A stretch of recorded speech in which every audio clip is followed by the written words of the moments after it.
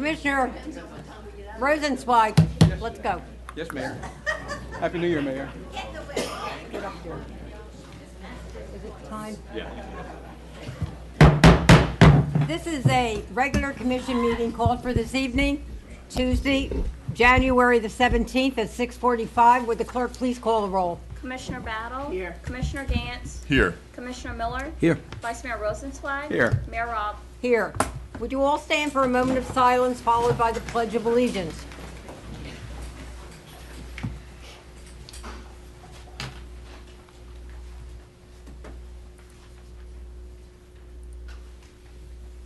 I pledge allegiance to the flag of the United States of America and to the republic for which it stands, one nation, under God, indivisible, with liberty and justice for all.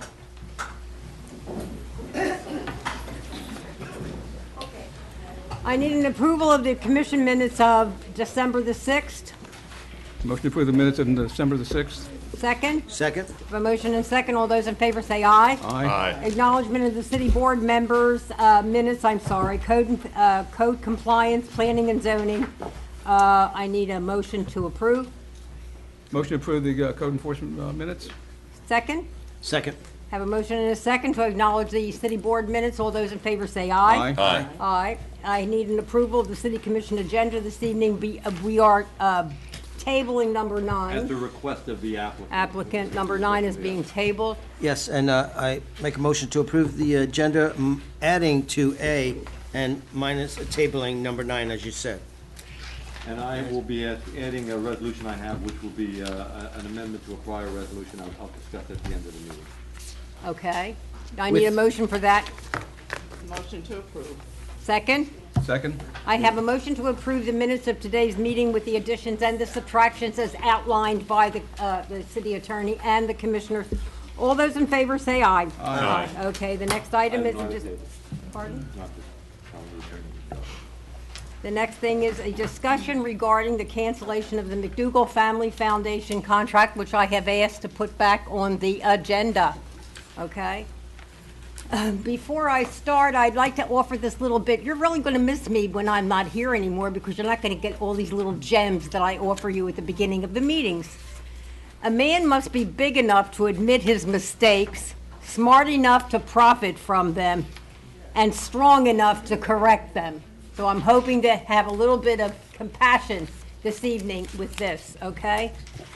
I had prepared for everyone the demise of the Packer Rattlers. Will you hand this, please, to the commission only? Oh, sorry. I'm going to be one. Here we go. This is for the vice mayor and for. Okay. First of all, I would like to acquaint the audience. On March the 24th, 2016. Cara Petty, who was the director of Parks and Recreation, presented a proposal from the McDougal Foundation to partner with the city to implement the first youth sports program. This was similar to a proposal made to then Commissioner Ben Preston, and he had rejected it. It was pointed out to the commission that the city would be saving $43,500 since it would no longer be providing funding for the Raiders or the Packer Rattlers.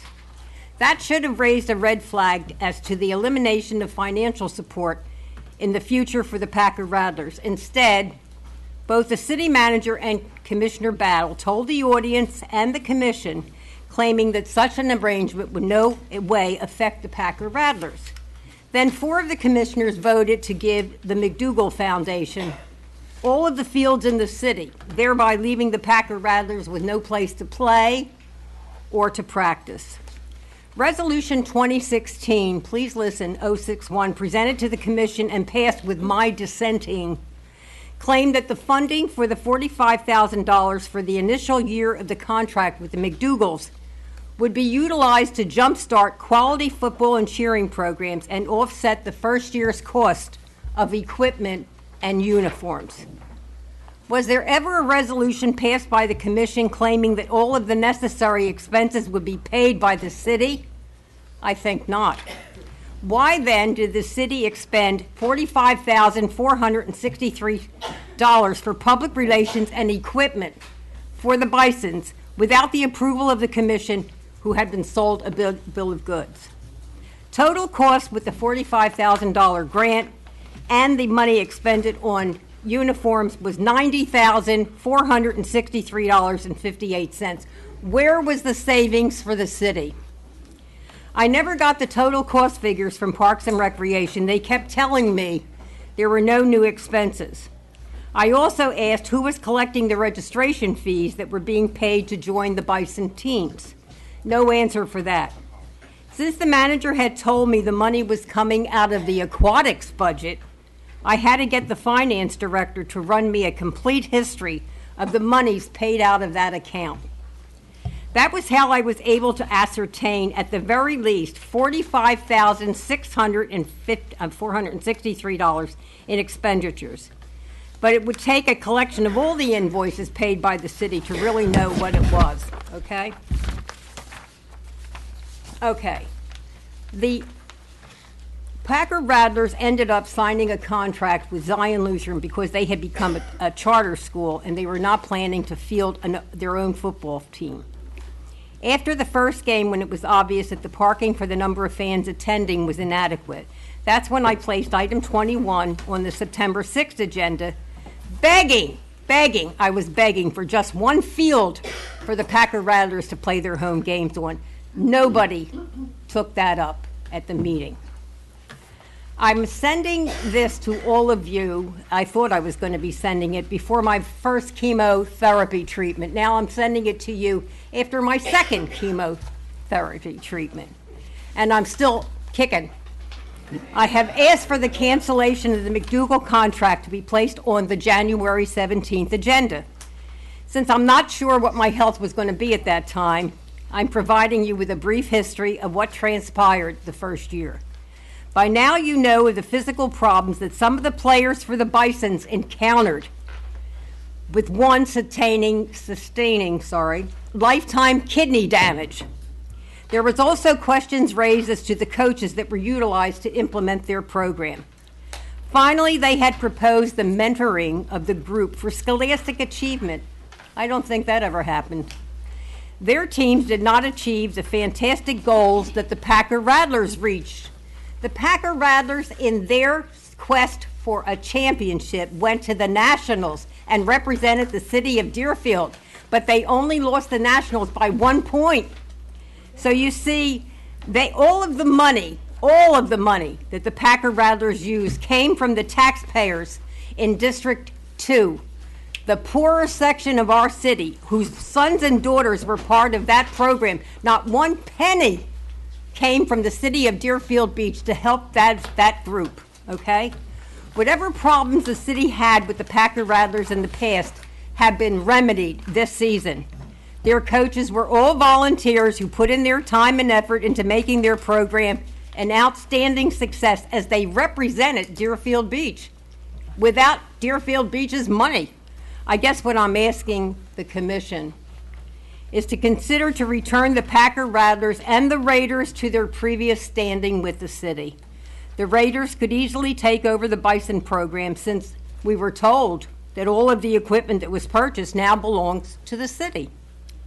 Please give this serious thought before you make a decision. Thank you, Mayor Robb. That's it.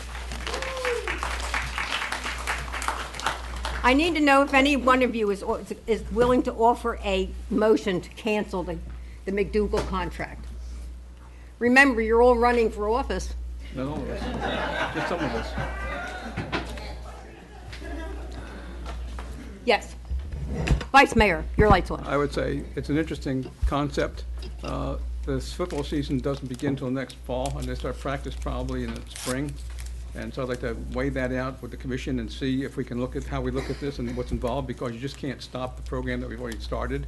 There's a lot of ramifications in that as well, legally, that I want to make sure that we are aware of and we know what's going on when we do something like this. I understand your feelings, and with the Packer Rattlers, I too, because the year before last, when they needed transportation money to go to the state finals, we gave money for those buses so they could go, you and I both. and so I'm well aware of But feelings the of this. football season's over, so it's now For now. time to make a decision. No, it's premature to make a decision because we don't know all the ramifications of a decision if we make it now. I don't know I what the beg whole your ins and outs. pardon? We have a contract. We have a contract. And it can be, I ask the manager, how about, I'm sorry, the The city attorney? The attorney. Tell me about that contract. When can it be canceled? And- I believe we have a termination, oh, I'm sorry, yeah, I'm speaking through the mic. Our contracts generally do, and I believe, Jeff, this one has a termination for convenience clause on 30 days' notice. So that's a termination That's all you for any, without cause is what it is. Without And- cause. And there would be no detriment to the city if we were to look at this in that context?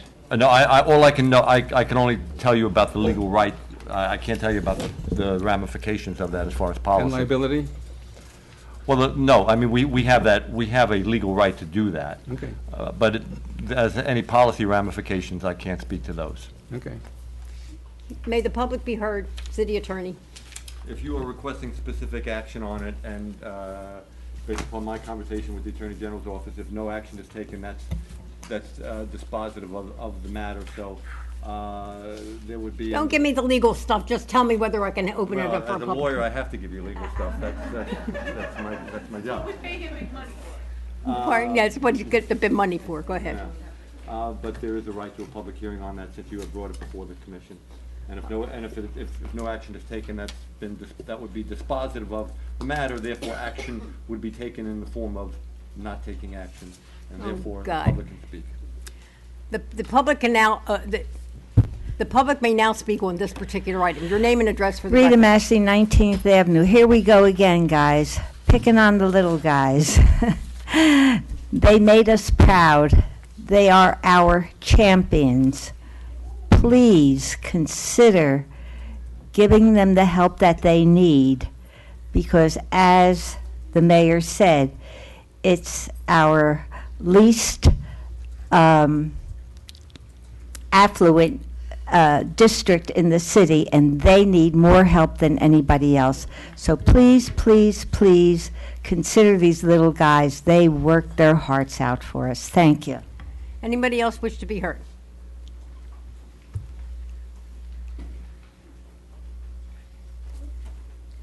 Name and address for the record. Carol Berner, 3130 Cambridge F. You mentioned something, Mayor. I want you to know I put in a public request.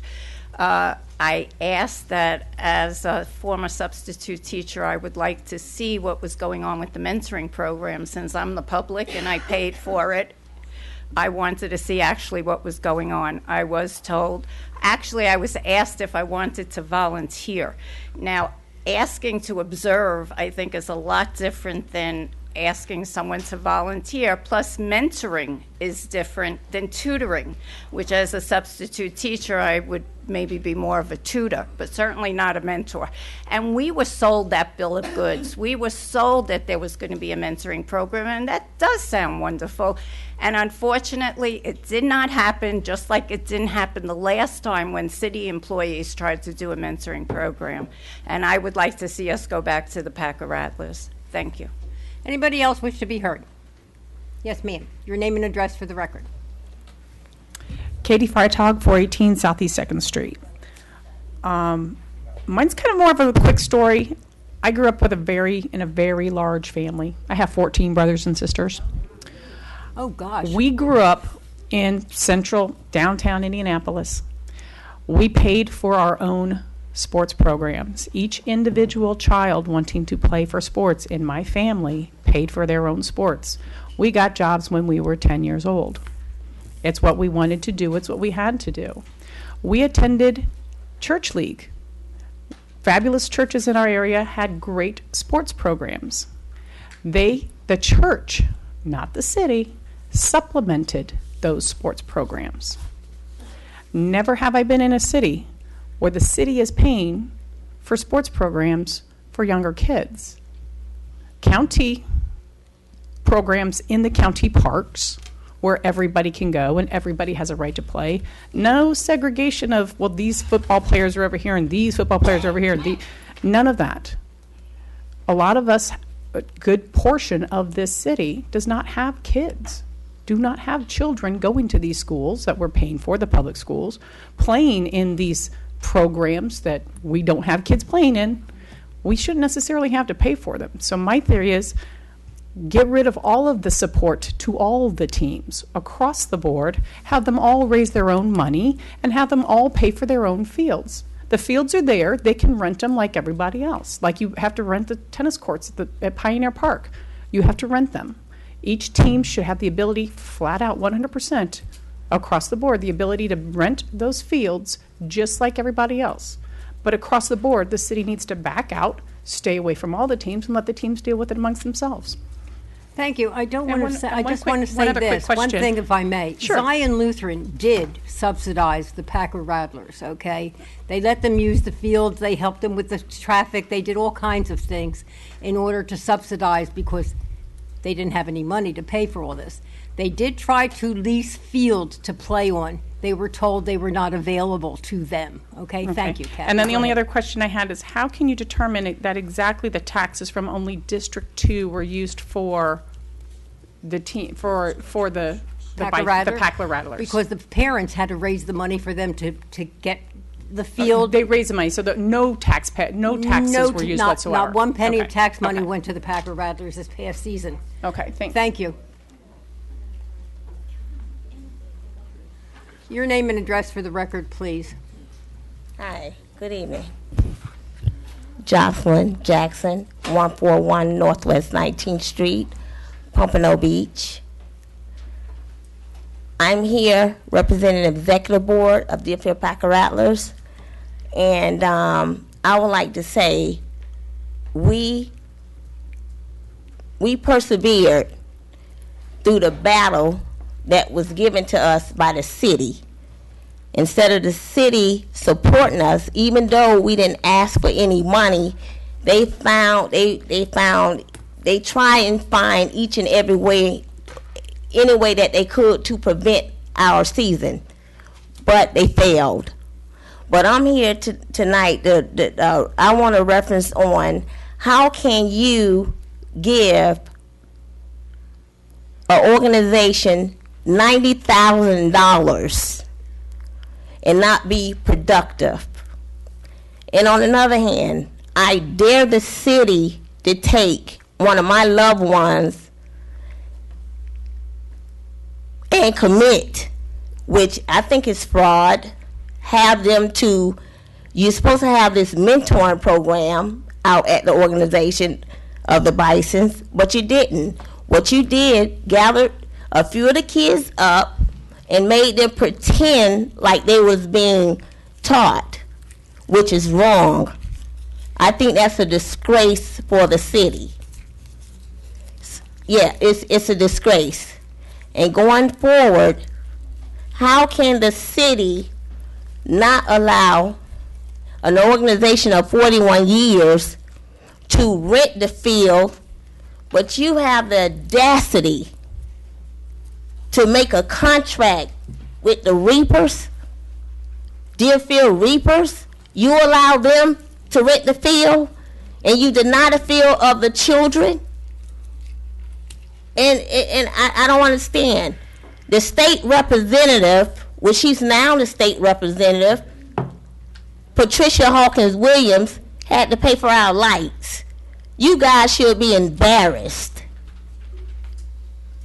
We have to go to the city of Pompano to help a long-term organization of 41 years for help. We have to go rent their parks. It's a disgrace. I don't understand how some of you sleep at night to deprive those children to rent a field. And you, Carol Petty, what you set up with the city, how you set up with the Bisons, that was done all wrong and it was done illegal. But it's okay, because everybody got their day. You from Miami Gardens. Remember that. Thank you.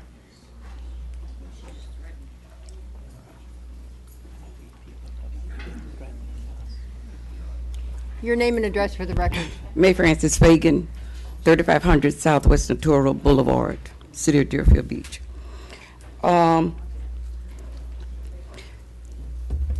This is very hard because I've seen what some of these children are in my family that was deprived of what we, as the parents and grandparents, have worked for in the city of Deerfield. We didn't always have parks in our community. Now, the young man that won the Heisman Trophy has family, and my nephew is married into that family. Over the Christmas holidays, I spoke with him. Sad to say, he's so glad that he did not play for the city of Deerfield Packer Rattlers because of what has happened with the Packer Rattlers. It's sad. And some of these children that you'll turn your back on, they may one day be a Heisman Trophy winner also. There's a possibility. These are our children. But you know, if you never had a child, you never buried one, you don't know what it is to be a parent. You can borrow one, but until you bear the pains for one, then you know what it is to be a mother, a grandmother, and to see our children. These are our children. We meet them in our churches. We see them in our community. And it's heartfelt when these children are walking up, and then some of them have been approached by the Bryson, you know, and it's not right. And we as parents and grandparents, we're going to fight. We asked you for a field. We didn't ask you for your money. We asked only that you allow them to play on the field. You didn't even do that. We said we don't want your money. Just let our children play. They are our future. And let me tell you, one of these children may be a doctor. You may need him. One may be a lawyer. You may need him. May need somebody to bring you a glass of water because you're getting old and feeble. But let me tell you something. Don't forget the hand that brought you over. Thank you. Thank you. Anybody else wish to be heard? Your name and address for the record. Joe Hines, 559 Northwest 47th Terrace. You know, I'm in District 4. I don't have any children playing football or anything like that, but I've been listening and watching what's been going on around here for the last year just on this one issue. And you folks need to find out a way to fix this problem. This problem's not going to go away. It's not going to go away. And it's coming to a head, and you need to figure out some way to fix this problem. And you can do it. You just have to get together and do the right thing. You got to fix this problem. Thank you. Thank you. Anybody else wish to be heard? Your name and address for the record, please. Ken Wayne, 807 Southeast 9th Avenue, Deerfield Beach. I was at the meeting, and quite honestly, I was just totally embarrassed that the mayor of the city of Deerfield Beach, with all her service, pleaded with the 4 commissioners for just a field, did not ask for money, just a field to play on for the Packer Rattlers. And all four of you just looked at her, no discussion, no second, nothing. And it was, to me, it was an embarrassment for people who work in Deerfield, who are citizens of Deerfield, who are taxpayers of Deerfield, should receive the same benefits because we're all equal. And I feel that she should be commended how hard she has worked. Thank you. Anybody else wish to be heard?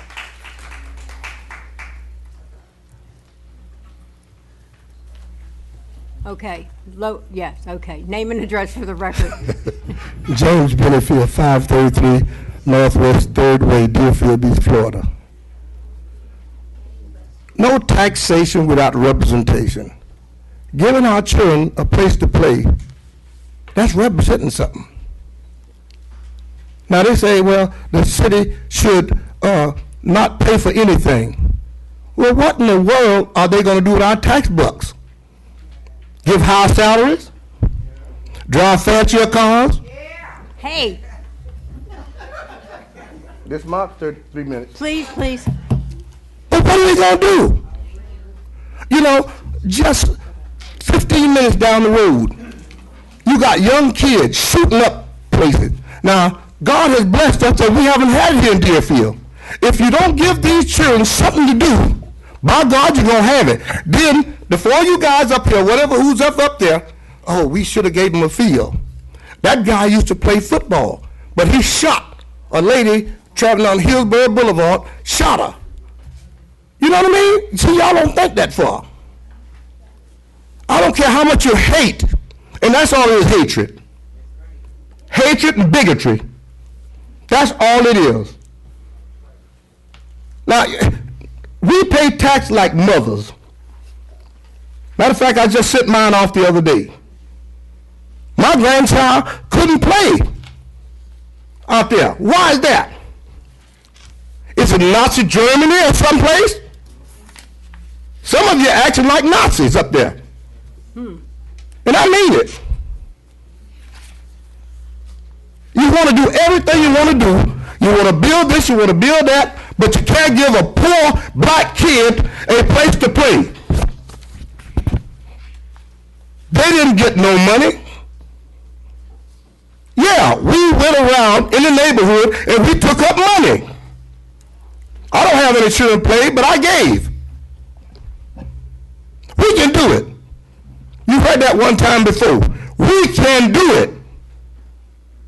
Now, whether y'all decide to give us the park or put us on the agenda, hey, we're going to still survive. And you know who's going to look bad? Every one of you who vote no, it will be in the papers. You got to tell somebody why you voted no. You got to tell somebody.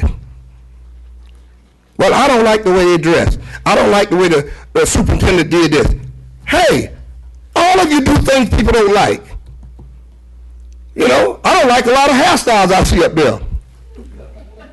Not talking about you, baby sister. But I don't like it. But why should I hate the group just because of something I don't like? Y'all better get up. This is 2017. Get up off that old stuff. Thank you. Anybody else wish to be heard?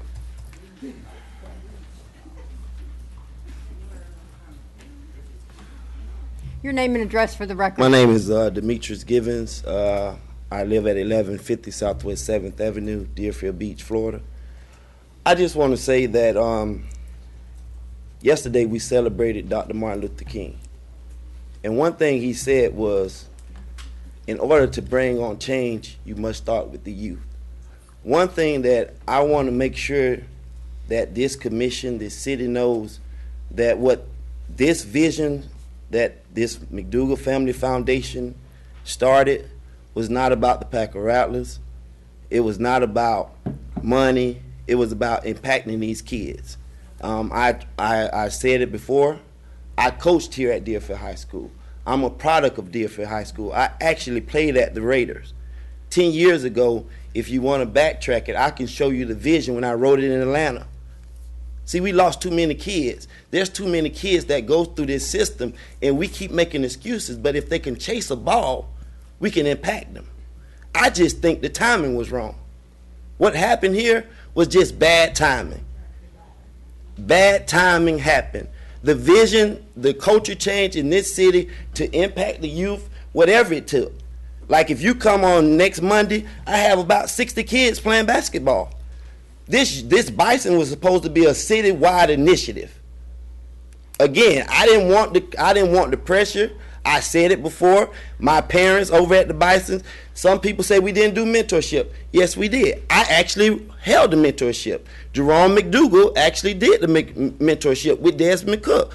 Again, we're not against. I love the Packer Rattlers. I want you to understand that. I said it before.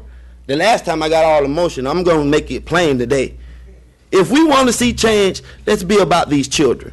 Let's stop using devices to divide this community, because it's not about the McDougals. And what happens is we live in an age of social media. Soon as I leave here, it's going to be another attack on this family about something that they came to do good. And Miss Mayor, I'm just going to say it to you. You are the leader. I read a book, and this book tells me when the righteousness is in rule, the people rejoice. That's right. I love you. I don't want this to be about the Packer Rattlers and the McDougals, because everything we was asked to do, we did. Everything we was asked to do to the best of our ability. And again, I'm going to say this. Rome wasn't built overnight. And some things that you try to implement, it takes time. But I can guarantee you this. I stand here today to say my goal is to see every child that comes through the city of Deerfield that plays youth sports become something more than sports. It's bigger than sports. So we're asking you, I'm asking you, whatever we need to do to solve this problem, let's solve the problem. But if we want to bring change to the city of Deerfield, it's about our kids. Thank you. Next.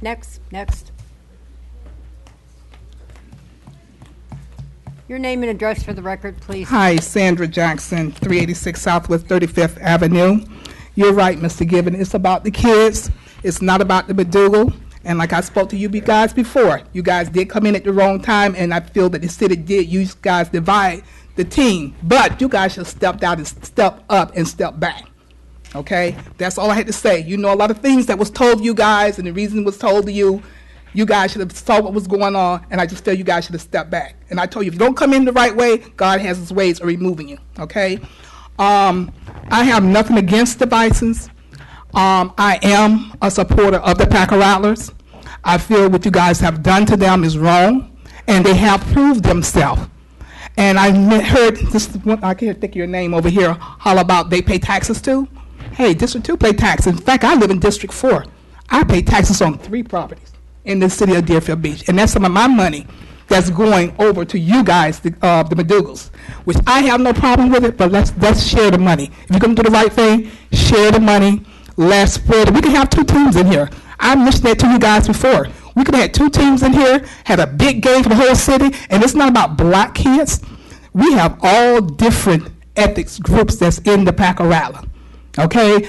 All I want you guys is to consider what's going on, give the Packer Rattler the back their fields, and you guys could have went over across the street and took the Raiders spot. If you don't want to bring the Raiders back in here, but leave the Packer Rattler alone, because they have done a wonderful job, and it's not right what you guys are doing to them. I talked to you, Mr. Rosenswag, out there a few minutes ago. You was talking about the Memorial Park, which is great, but I told you, those people can't speak for themselves. They're in the grave. We fought that fight, and that we won that. But now we got to fight for our kids. It's about our kids. These are kids, people that's living. It's about the kids. We have to do the right thing. And I'm asking each and every one of you guys up there to make a decision tonight and do the right thing. That's all I'm asking. And McDougals, Mr. Gibbons, I'm sorry what you guys had to go through, but I think you guys really need to step back and maybe come back. Or what you should have did, you should have came on with the Packer Rattlers, joined the Packer Rattlers, and made the Packer Rattlers stronger. That's what you guys should have did. Thank you, and have a blessed night. Thank you. Anybody else wish to be heard? Oh, Commissioner Preston, how are you? How you doing, Mayor? You were the instigator, so they said. You were the one who brought the McDougals to the city. Was that true? No, it's not true. Not at all. I did not. In fact, my name is Ben Preston, 640 Southwest 14th Court. No, and I don't really want to get into that because I did not. But what I'm going to say is this. What the people in Deerfield expect for you to do is to be leaders. And this has nothing to do with race. There are black people in here, white people in here, some that understand sports, some that do not. But I would tell you, all probably are unified right now in their spirit that there is a lack of leadership. It didn't do the right thing. They expect for you to resolve issues, and that didn't happen. You have a polarized city. The most important resource in a city is its residents. And you all are voices, and you have to listen, and you have to say what is best for our residents. And when there are issues, and some of them will be contentious, they expect for you to resolve them. It's only the right thing to do, to keep it at peace. It's not a thing about just football. It's not an issue of black and white, but it is an issue of right and wrong. And so, at the very least, you have a group of people out here that are all polarized for a lot of reasons. Probably a lot of them don't even know nothing about football, but they don't feel like this is a unified city. And you know why it is? Because we have 4 different districts, and I would argue you have 4 separate Deerfields. That's the problem. We're not unified. There was a time when the city of Deerfield Beach was a really friendly place. It doesn't happen anymore. And people are feeling that. But I guarantee you, everybody in here wants you to do the right thing. They want you to solve the problem, bring unity, bring us together, and that's not happening. You have to listen. You have to listen. This doesn't have to be contentious, but it is. And until leadership changes, until leadership says, I want to be a listener, not what I want to do, but listen, it will not change. The most important resource that you have in the city of Deerfield Beach, it's not the beach, it's not any area, it's the people of Deerfield Beach, the residents, and you need to listen to them. That's the most important. Thank you. Anybody else wish to be heard? Your name and address for the record, please. Okay. Hey. Gwendolyn Clark Reed, 1430 Southwest 6th Way, Deerfield Beach. As you know, Mayor, I was the former state representative for this area. This problem was brought to my office as a representative. I could not get a clear understanding of what the city was really doing and what was your expectation of what you were doing. So I think that all that has happened, I've listened to everybody, and I hear what Mr. Givens has said, I hear what Ms. Jackson has said, and Mr. Benefield, and everybody. For a couple of times I've been coming to the commission meetings. This has continued and continued and continued, and it has done nothing but brought division, particularly in District 2. The rest of the city, I don't know how they are feeling so divided, but particularly in District 2. And I'm saying to the commissioners and to the mayor and to my commissioner in particular, you all are, as been said, are the decision makers. If you see that something has happened now that is continuing to fester and to continue to drive the city apart, you need to re-look at what you have done. There's no reason why there cannot be two teams here in the city of Deerfield. There was always two teams. There was the Raiders and there was the Packer Rattlers. And at one time, I understand there was somebody else.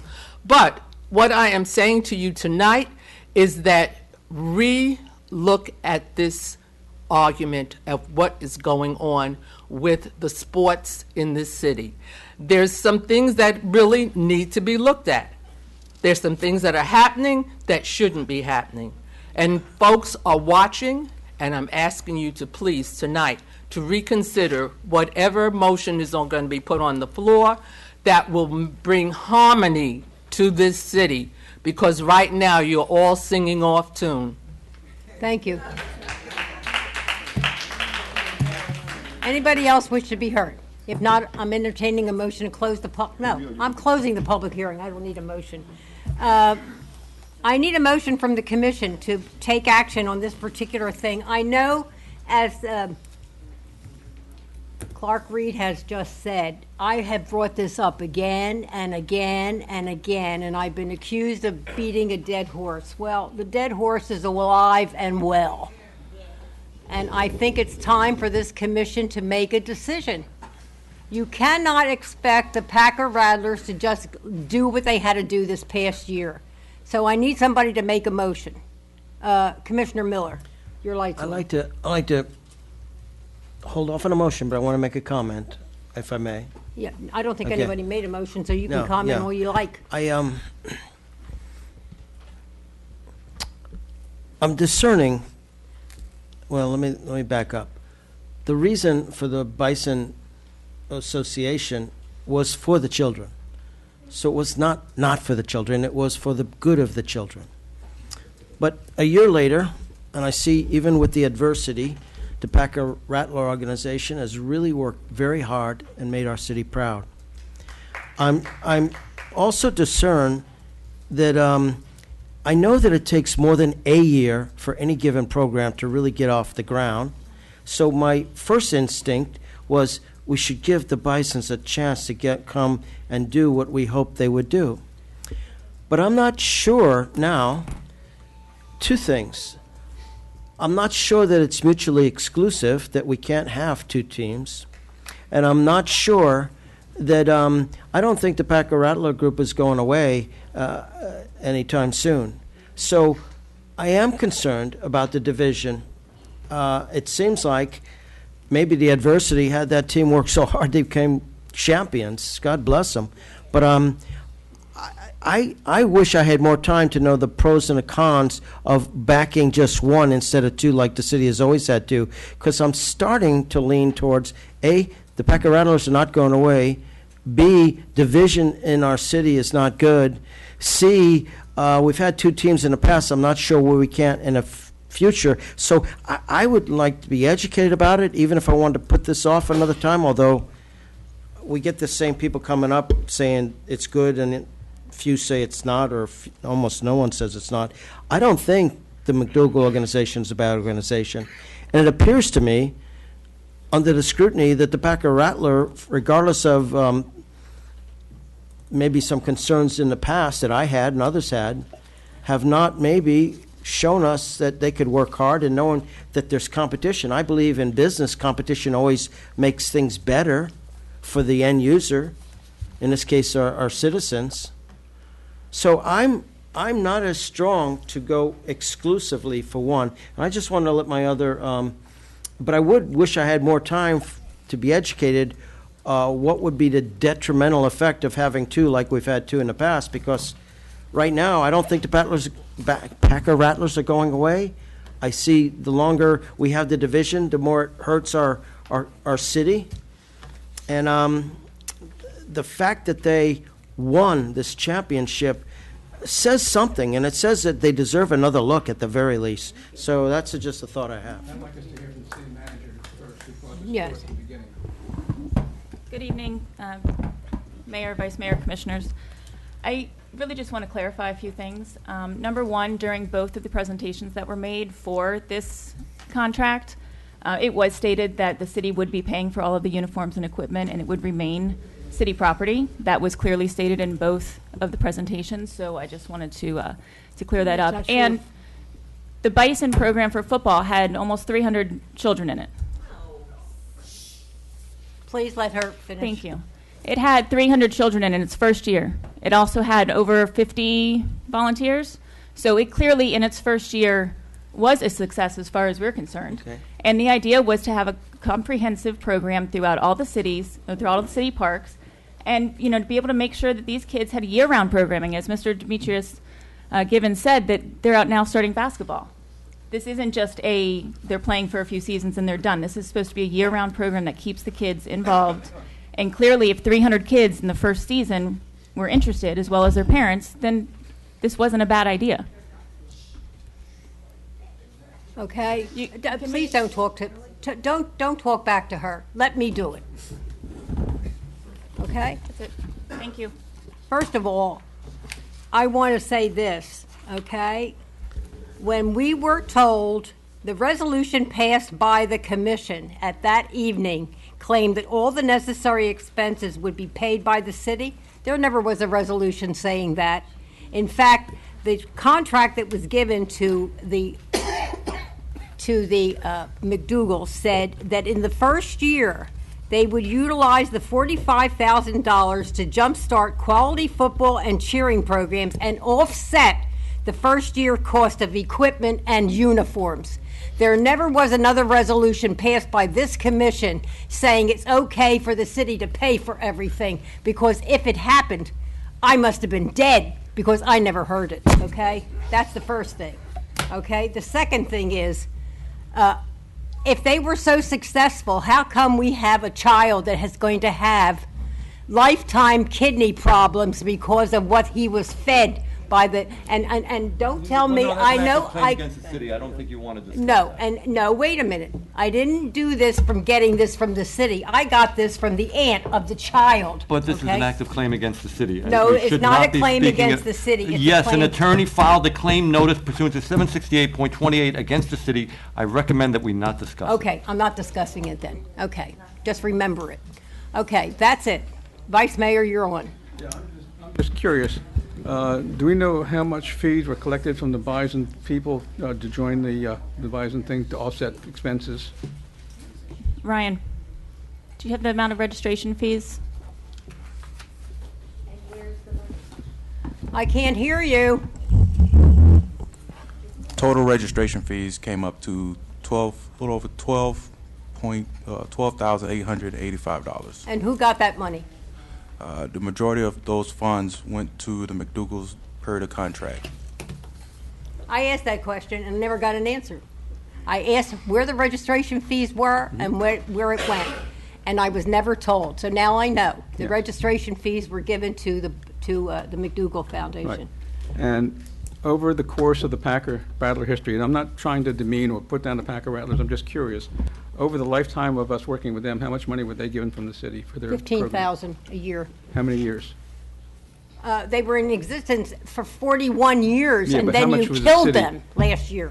But Okay? how many years did we, I'm only looking for fairness in the sense that, as Commissioner Miller had brought up, that this was the first year of program. And it's hard to expect them to have a championship in 1 year when you're starting from ground zero. The Packer Rattlers, how many years were the Packer Rattlers in complete competition before they won a championship? Hey, let's not talk back. It's not about the kids, it's about the training and the coaches that the Packer Rattlers had over time, and their behavior, and the Bison coaches, make a difference in how we look at this. And I'm not saying we're going to come with an answer tonight. I'm looking for an answer tonight. Okay. Because we have to look at this and have to study it further to find out if we have the ability. Because I know in a lot of in this past season, we found out that the fields weren't available all the time because of having to rest them and have to work on them. So, I have to find out if that's, Mayor. I'm sorry.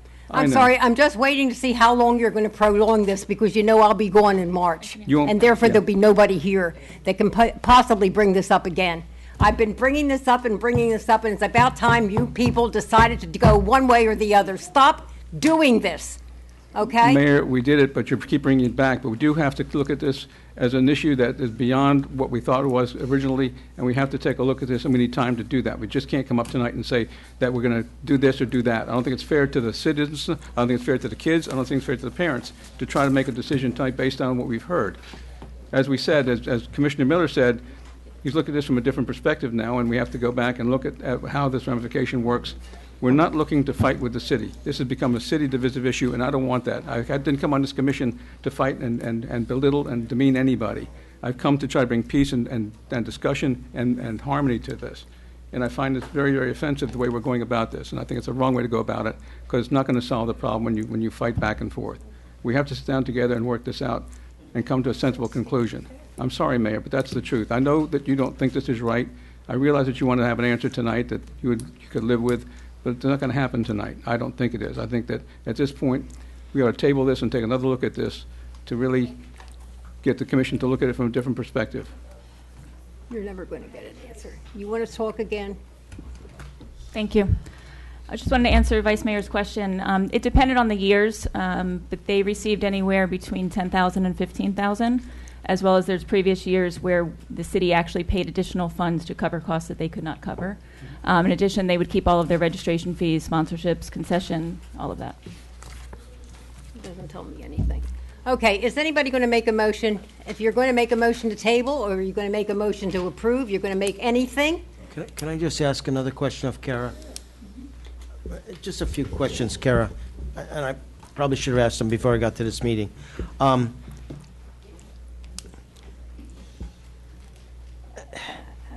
Do you think it'd be detrimental to the Bison program to have the Packer Rattlers have a field?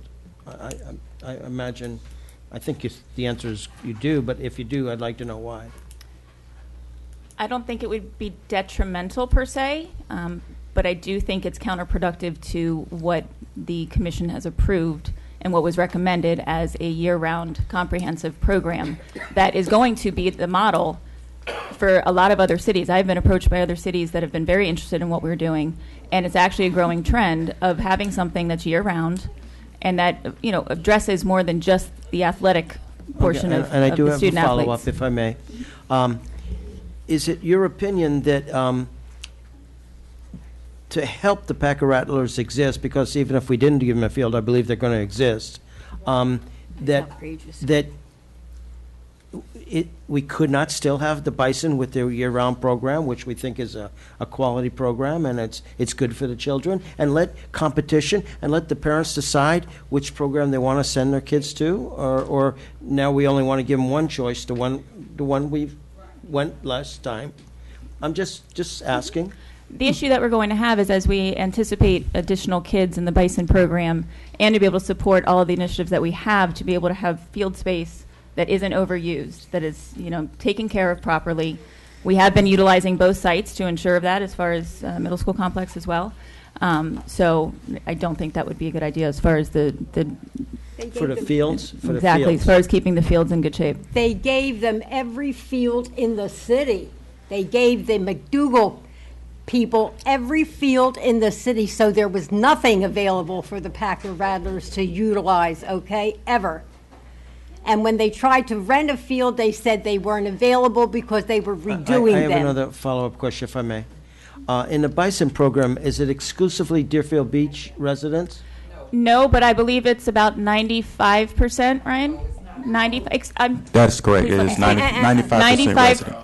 95% residents. Okay, and And I Packer could not tell you, Rattlers, do we know they would not submit rosters to us. I do not know. But if we gave fields, a field or whatever to the Packer Rattlers, and we didn't give them any money, so they wouldn't have to make their, they still would need to give us any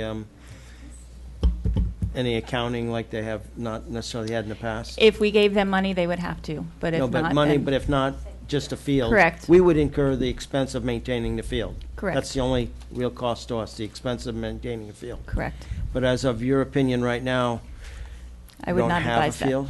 Correct. All I have to say is, Little League, look out, because before you know what happens, you'll be absorbed also, okay? They started with the registration already for baseball and all that other stuff that's going on. I don't think I want to continue with this. I want to clarify your comment, please. Please We don't. have already discussed that Little League is not part Sacrosanct? of the Bison issue. We're focusing on rolling out their program right now, Oh. not Little League. Okay, not Little League. Yeah, well, that's what they told don't wanna the have that Packer rumor going. Rattlers. That's what they told the Packer Rattlers, that this did not concern them at all. It had nothing to do with the Packer Rattlers, okay? I need somebody to make a motion. If you're not going to make a motion, if you're going to table, if you're not going to do anything per usual, please let me know now, okay? Is anybody going to make a motion? Mayor, I think I can tell that nothing's going to pass right now, so I think, I think it's just going to go the same way it's gone every time you I picked it up in the would make past. a motion to table at this point in time, with point certain, and come back in March with an answer. Oh, yeah, when the mayor is gone. Okay, fine.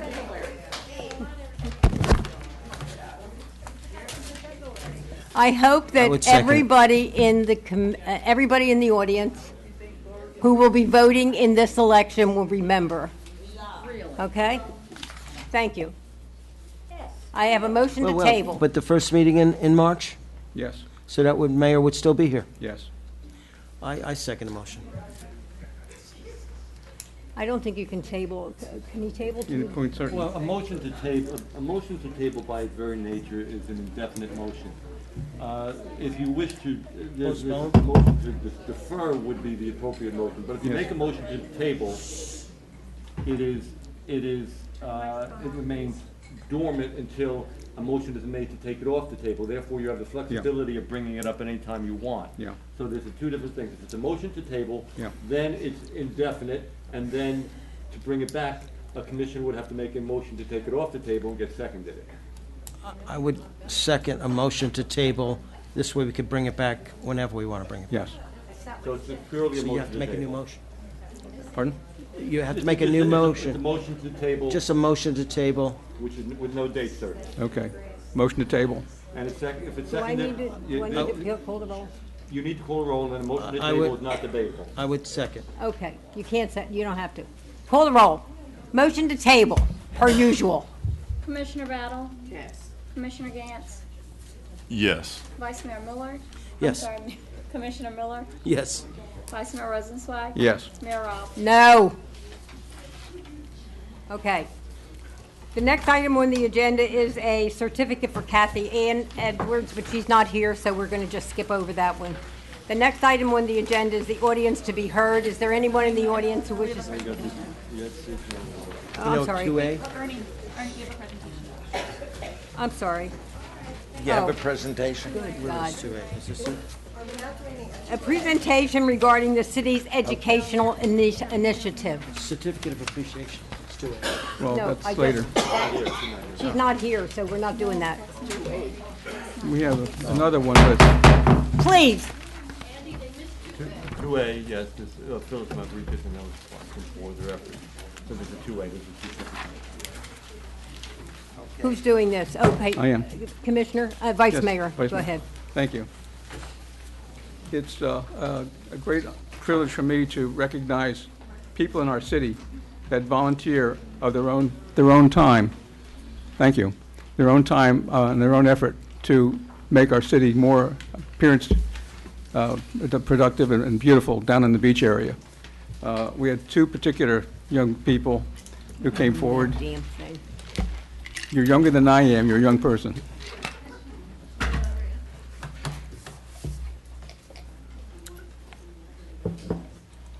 First goes to Elise Plotkin for your efforts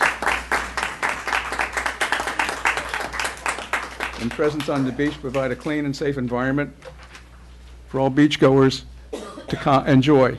And thank you for your selfless dedication to the city of Deerfield Beach. Now, therefore, on behalf of all residents and the mayor and the city commissioners of Deerfield Beach, Florida, to hereby extend our appreciation for your efforts. I spent a lot of time working on the beach to keep it clean, and you've come to me and complained effortlessly many, many times of what you see down there. And so, Thank you so much. and while you're here, your partner in crime. Could I see that, please? Oh, okay. I did sign it. Yes, and wait a minute, Elise? Yeah? And one also to Phyllis Maricas for her work with you. Yeah, she couldn't make it tonight, so I want to Okay. honor her as well for her work. Thank you. And also, that's fine. Just want to recognize, too, that I have to recognize Carol Berner for her work down on the beach, too, with the cigarette cleanup and the cigarette situation. So I'll make a point of having a certificate and presentation for you at another time, and I apologize for not doing it this time. I should have. It should have occurred to me before. Thank you. There seems to be a lot of talking in the audience. Would you please knock it off? Before we continue, if I may make an interjection, if there's anybody here from Crystal Lake and that area of the city, in that district. Yes, there is. I want you to understand, before you got here, and I was not aware of this, but that item was tabled earlier this evening. I was not aware it was going to be tabled, and I brought you out prematurely to discuss that issue. But the people who are the owners of the property decided to table it and not to bring it forward tonight. They put it off till another time. So I'm sorry to have brought you out tonight. That's numbers. I will let. There's no set time. There's no set time. No set time for it. But it'll be noticed. Here on the agenda, it'll be on the agenda when it. It will be noticed. Yeah, I'm sorry? requested it. It was tabled because. He made a request that the matter be tabled indefinitely. Okay, that's it. Thank you. Thank you, Mayor. Okay, those of you that are here for that may very quietly leave. Thank you.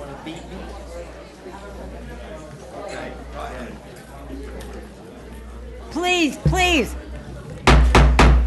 Let's have a little bit of courtesy for the person who's now up, okay? Your name and address for the record, please, and tell us what you're going to do. Sure. Vicki Plastic-Picard, Community Development Director, 325 Northwest 2nd Avenue. Good evening, Mayor, Vice Mayor, City Commissioners. Hey! Go ahead. This evening, I'll be providing an overview of the city's education initiative. As you know, education is one of the city's top priorities for this year. Last year, 2016, the highest school rating in the city was a C. 3 of our 5 elementary schools received D and F scores. I wanted to provide you with a background of some of the statistics. In Broward County, only 55% of third graders read at the proficient level. 61% of low-income children do not have books at home. It's said that reading proficiency by third grade is the most important predictor of high school graduation and career success. So how do we assist our schools?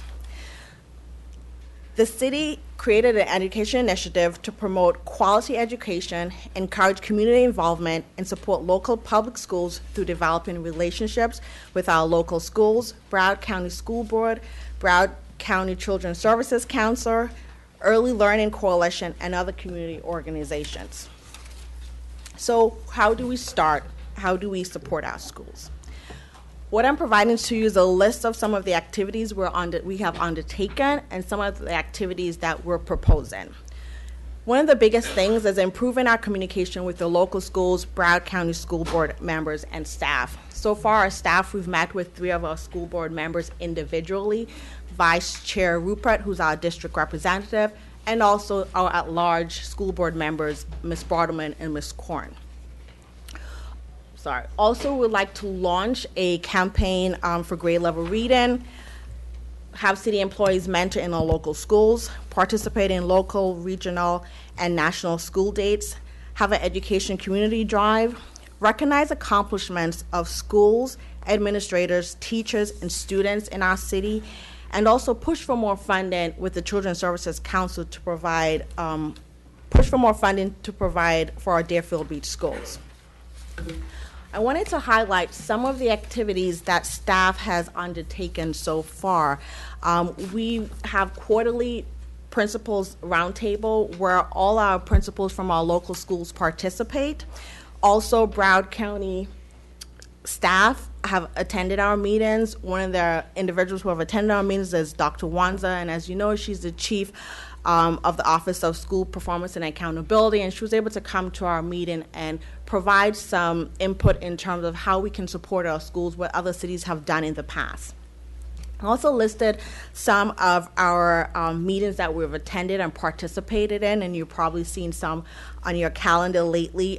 We've attended the Superintendent City Manager Association meeting, Deerfield Beach Zone Parent Community meeting, District 7 Next Gen Town Hall meeting, Broward Ed Talk. One of the things that Broward County started was a Broward Attendance Symposium, as some of the schools are suffering, dealing with attendance. Charter meeting for SMART program and the ADEF plan, that's the bond. So we're part of the discussions with the consultants for the bond program for our schools. Right now, Deerfield Beach Elementary is going through a recruitment process for their principals, so we also attended the community meeting for the principal selection. We participated last year in Broward Reads, and then an upcoming event, which you've probably seen on your calendars next Monday, Deerfield Beach Zone Showcase STEM Night, where they'll be showcasing their STEM program, and it will be at the Deerfield Beach High School. In addition, we provide information with our city events and activities to all the schools so that the kids can participate in the program, and also our events like our parades and stuff that we have coming up, so the cities are aware of that. We also want to partner with Broward Children's Services Council, Broward Public Schools, and other community organizations. The city also participates with the local school events. They've had like fall festivals or different events at the city, and city staff, and we also provide that on your calendar if you can attend. One of the campaigns that we want to launch is for grade level reading. This would be a partnership with Broward County Schools and the Children's Services Council to demonstrate a collaborative approach in making grade level reading a priority in our community. As you notice, I've talked a lot about grade level reading. That is what is important, and in doing this campaign, it focuses on school readiness, chronic absenteeism, family engagement, preventing the summer slide, and third grade proficiency for all students. Some Broward County cities have already launched this program. I believe the city of Coral Springs, city of Parkland, and Coconut Creek at their most recent city commission. Another program that we are excited and working to launch is having our city employees mentor in the schools. We're right now drafting a policy to do so, where employees will be able to mentor in our local schools. 3 of the programs that Broward County focus on is the Reading Pals. This is a 1 hour a week commitment, and they focus using on books and conversation to build language skills for pre-K and first graders. Another program is the TutorMate. It's a 30-minute commitment a week, and it's an interactive technological program that connects employees from their desks using their computers to the classroom through an online platform. Another program which all the schools participate from 5th grade and middle school is the Junior Achievement BizTown, and we're hoping to utilize the Center for Acting Aging and Teen Center participants because they go out to Junior Achievement BizTown location and always in need of volunteers. So that's something the schools have asked us if we'll be able to assist with that.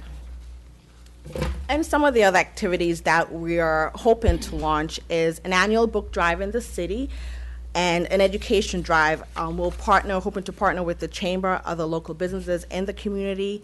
Also the Kiwanis Club, they have the book initiative where they provide books into schools. They have a reading room, also the Portuguese dictionaries. So this is just to give you a quick overview of where we are. We hope that throughout the year we'll continue to add more items to our initiatives. But as I mentioned, this is one of the city's top priorities for this year, and just wanted to give you an update of what staff has been doing so far. If you have any questions for me. Commissioner Miller, your light's on. Yeah, I had heard, and I don't know if you know the answer to this, that some of those reading rooms that Kiwanis spent money on and the police league spent money on are not being used as reading rooms. Would you know if that's true? That is a discussion we brought up at our meetings because we did speak to the Kiwanis Club, and some are being used, but due to classroom size and different things, they've had to utilize it in other ways. But the books are still there, and that's something they're trying to get back and use. Yeah, because reading is, if I heard everything you said, they're not reading at grade level. Private citizens invested money to enhance the desire to even grow and be exposed to books, and somebody trumped that idea and said we need the space for something else. And reading is the core of the problem. So I'm just saying, if the people don't read, they're not going to advance, and that's all. Thank you. Commissioner Gantz, your light's on. Thank you. What are we doing about ESOL students? In Deerfield Beach High School has over 200 kids alone that are English is their second language, and you know it's ESOL stands for English for speakers of other languages. So that's not their primary language, and that's one of the things that I think a lot of the schools are struggling with, and that obviously affects grades and everything else that we have. I don't see anything in what we have there to address that. Something that we're looking at is when we go back to the reading level grading. The grade level reading campaign is with the school readiness and working with the Kiwanis Club in terms of providing the dictionaries for them.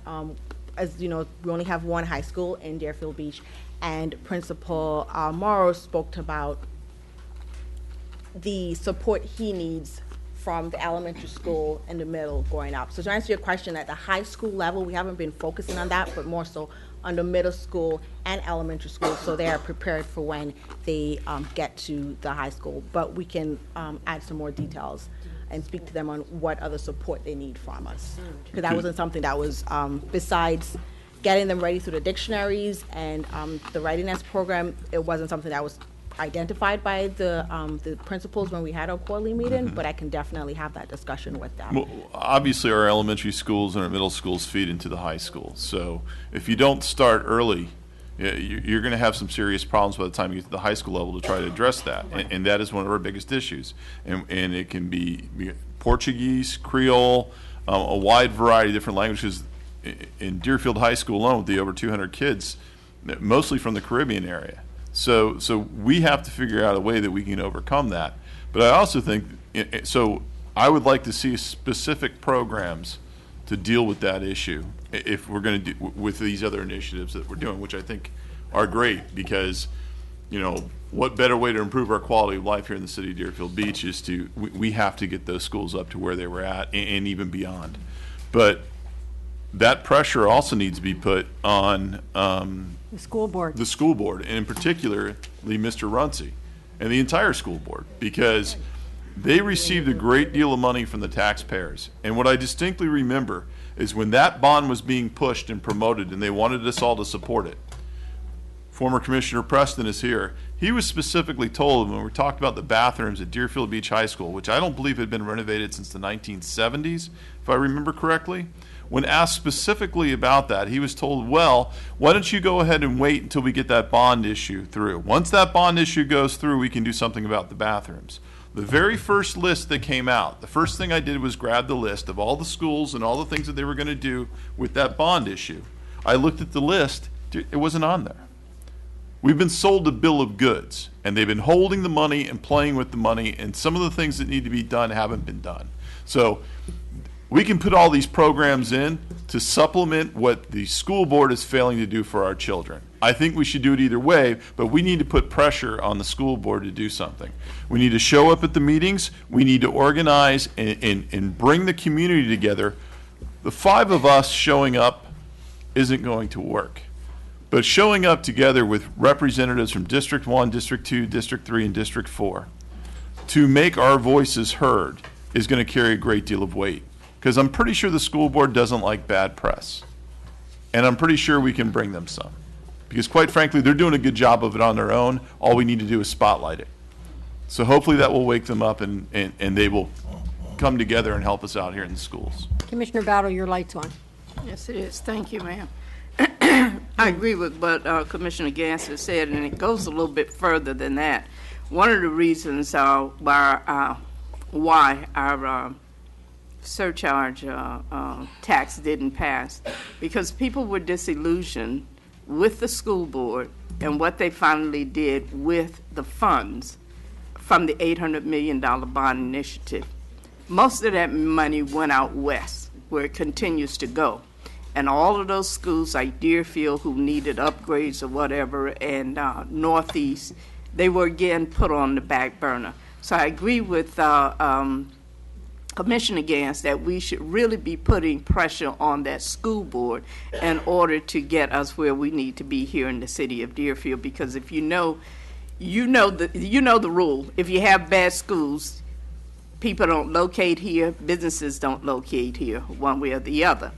I'm more concerned about my children and their schooling than I am about their athletic abilities or whatever the case may be, because once you break down in athletics and you don't have that schooling to fall back on, then you're in a pickle.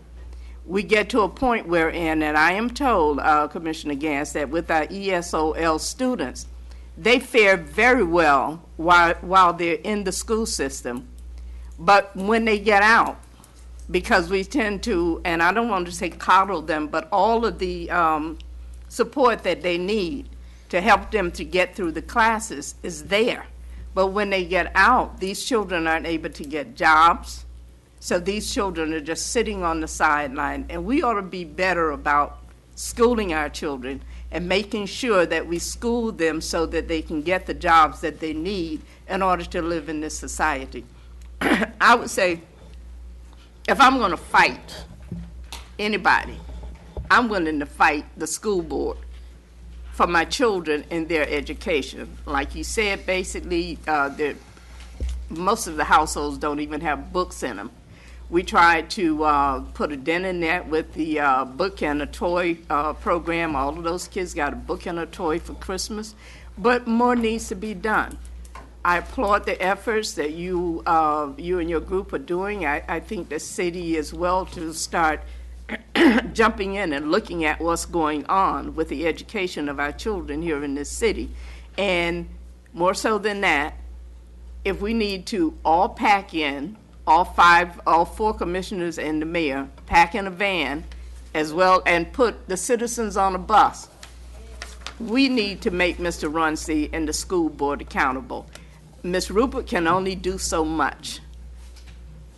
And if we sit back on the sidelines and we do nothing about the education of our children here in the city of Deerfield Beach, we're going to continue to be left behind. Thank you. That's it. Thank you. With the permission, I'm sorry, Vice Mayor, I didn't know your light was on. Thank you. We could educate them in the school system. They can't hear you. I'm sorry, my mic wasn't on. Maybe I didn't want to be heard. But we can give them the best minimum education we have here and give them good sports training and good sports background. But once they get out there and they need to get a scholarship to go to college and they can't pass the entrance exam to go to college, that's how sports, they can be the best football player in the world, but they never get a chance to play. So we have to give them a well-rounded education to make sure that when they get out of that into high school, they can get into the colleges of their choice with a program that'll carry them forward so they can excel in the programs they want to and be athletic as well. Thank you. Thank Okay, you. with the permission of the commission, if I may, I'd like to hold off the audience to be heard. Can we speak on this item? I'm sorry. Can we speak on the education item? No. It's not an action item, you don't get to speak. I would like permission to move the quasi-judicial hearings up since they're all for the North Broward Hospital. Would those people that are here for items number 4, 5, and 6, if you don't mind standing, please? Go ahead. Yeah, and you solemnly swear the testimony about to give us the truth, the whole truth, and nothing but the truth, so help you God. Yes. If the commission would like, unless there's an issue with any one of them, you can hear items 4 through 6 and 1 and make one motion. That's up to the commission. So, Does anybody have a problem with anything on 4, 5, and 6? If not, I'll entertain a motion to approve or disapprove or whatever you want to do. the commission does have the backup packet and has Yeah. all the information that he would present. That's why the mayor is speaking as such. Is there anyone who wishes to speak against these items? Is there anyone in the audience who wishes to speak against these items? If not, then. If not, close the public hearing. Public hearing is now closed on items 4, 5, and 6. Is there anybody on the commission who wishes to make a motion? I'd like to make a motion to approve. Second? Second. I have a motion and a second to approve items 4, 5, and 6. All those in favor say aye. Aye. Thank you. Good night. Thank you.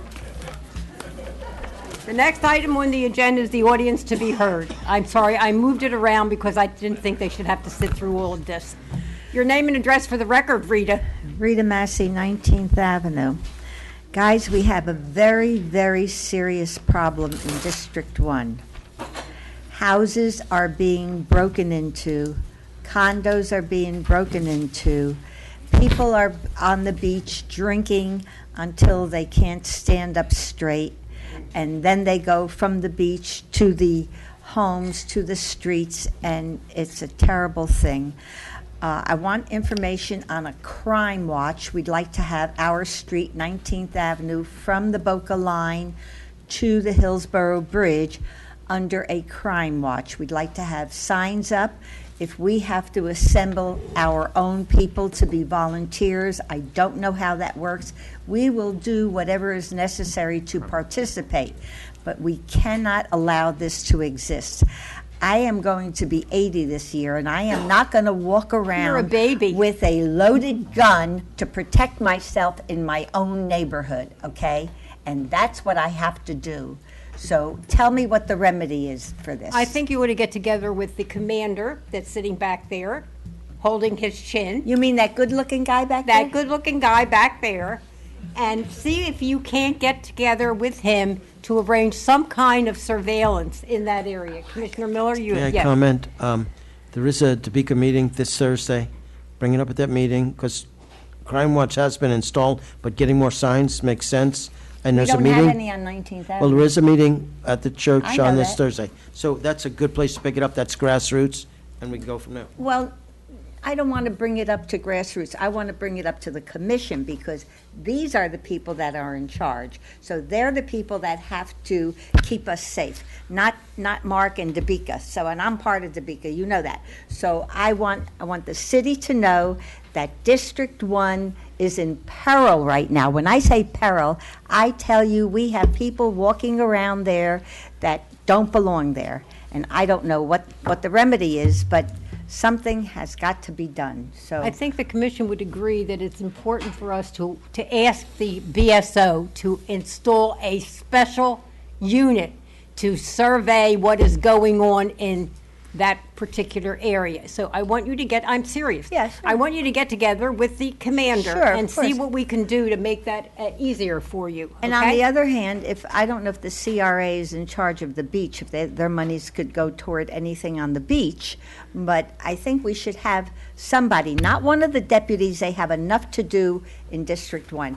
We should have a beach person, okay, to monitor what goes on the beach. I mean, they carry their cases of beer and liquor and everything. And the dogs are there too. I'm not worried about the dogs because Yeah, they well, don't. I get the they dog may thing. protect me instead, but I am worried about the alcohol because then they're beyond reasoning. So Well, something has to be done. The beach is one of our most important assets, Thank and you. therefore, then we really should take it seriously. Commissioner Gantz, your last one. So, we do have additional officers in the CRA area because that's one thing that we came up with a few years ago to have that paid for by the CRA, and we were able to justify it legally to be able to do that. So on top of regular patrols, we also have the extra unit there. Obviously, we need to be doing more. There's an issue over there. However, but there is extra units, just so you I know. believe that's only in the evening, and it's about 3 evenings a week. I believe it's only in the evening and 3 evenings in the week. This is not happening in the evening. This is happening in broad daylight. People are walking into people's homes while they're in there, okay? They're breaking into their homes while they're in there. So I think we need some kind of a monitor on the beach. So when people are walking on the beach, whatever they're bringing on the beach is checked. They can't go with those coolers filled with beer, because it says no alcoholic beverages on the beach, but everybody drinks till they're pie-eyed, so. And Okay. I'd like to get those signs up, crime watch area, please. Thank you. Okay. Vice Mayor, your last one. Yeah, I'm just curious. Wait a minute, please. I'm just curious. Chief, do we have any breakdown of the incidents along the beach that may be tied to some of the problems we're having with the Sober rehab houses down there? And the complaints? It's not rehab. It's not related to rehab. This is not sober home issues of that? No, and you know, one burglary is a lot, but Yes. we don't have a crime spree on the beach. Okay. We had one burglary last week. Right. Last year, there was a burglary on the same avenue. So we're talking low numbers, but one crime is too many. True. But it's not a burglary spree. Good. Thank you. Let's have a little more surveillance in the daytime on the beach area, okay? Because I think it's necessary if people are staggering around drunk, okay? Now, Bernie Parnas, 3074 Harwood F, Deerfield Beach. 2 items I want to talk about. One is the schools that the Kiwanis has adopted and I've adopted. I'm a member of Group 7, which is an organization founded and run by Nora Rupert of the school board to bring reading to children in the schools. And I've adopted Pine Ridge. I read there. The Kiwanis gives dictionaries to, this year we gave them to 3rd graders. We did something unique. We gave every teacher in the 3rd grade a dictionary in Spanish, in Creole, and in Portuguese for our Brazilian neighbors. We think it's important that teachers be able to communicate until the students catch up with English. There are people in this room who have time to come to these meetings. Maybe once in a while they'd have time to go over to the school and read to the children. They are amazing. They sit on their little mats and you read them a book, and of course books are supplied for them to take home with them. They call me Uncle Bernie, and I read The Gingerbread Man to kindergarten kids. And it's the most wonderful feeling to be able to help these children learn to love to read. The second item I want to bring up. before you go past that, I want to say this. Kiwanis gave out dictionaries to everybody who came for the Student Government Day here. Yeah. Okay, which I thought was very good. Now, we also give out backpacks once a year with the Sheriff's Well, Department. we're talking about, what Yeah. we're talking about is educational stuff, and I Yeah, thought the well, dictionaries were a great idea, but The go ahead. backpacks have books, notebooks, pencils. Second thing, go ahead. The second thing is our parades. It seems to me, and I was in the parade, it was lovely. District 1 and District 2 get all the parades. What's wrong with District 3 and District 4? Are we not citizens too? Now, I know Martin Luther King Day, I heard, well, we go to District 2 because it's African American. I don't look at Dr. King as African American. I look at him as a great American. I don't say John F. Kennedy was a great white president. He was a great American president. I think what's dividing us is the naming of colors, races, genders, gay or straight. Why can't we just be people? Period. I don't like to be called, oh, he's Jewish. Who cares? Nobody asked me when I wore a uniform for this country what my religion was. And I didn't ask the guy in the foxhole next to me what his was.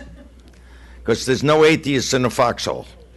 Oh, come on. So I'd like to see a plan where we alternate a little bit in the parades. Let's include District 4. Let's include District 3. You could do it alternating. You could have a parade route one year and then another. Thank you. Thank you. Anybody else wish to be heard?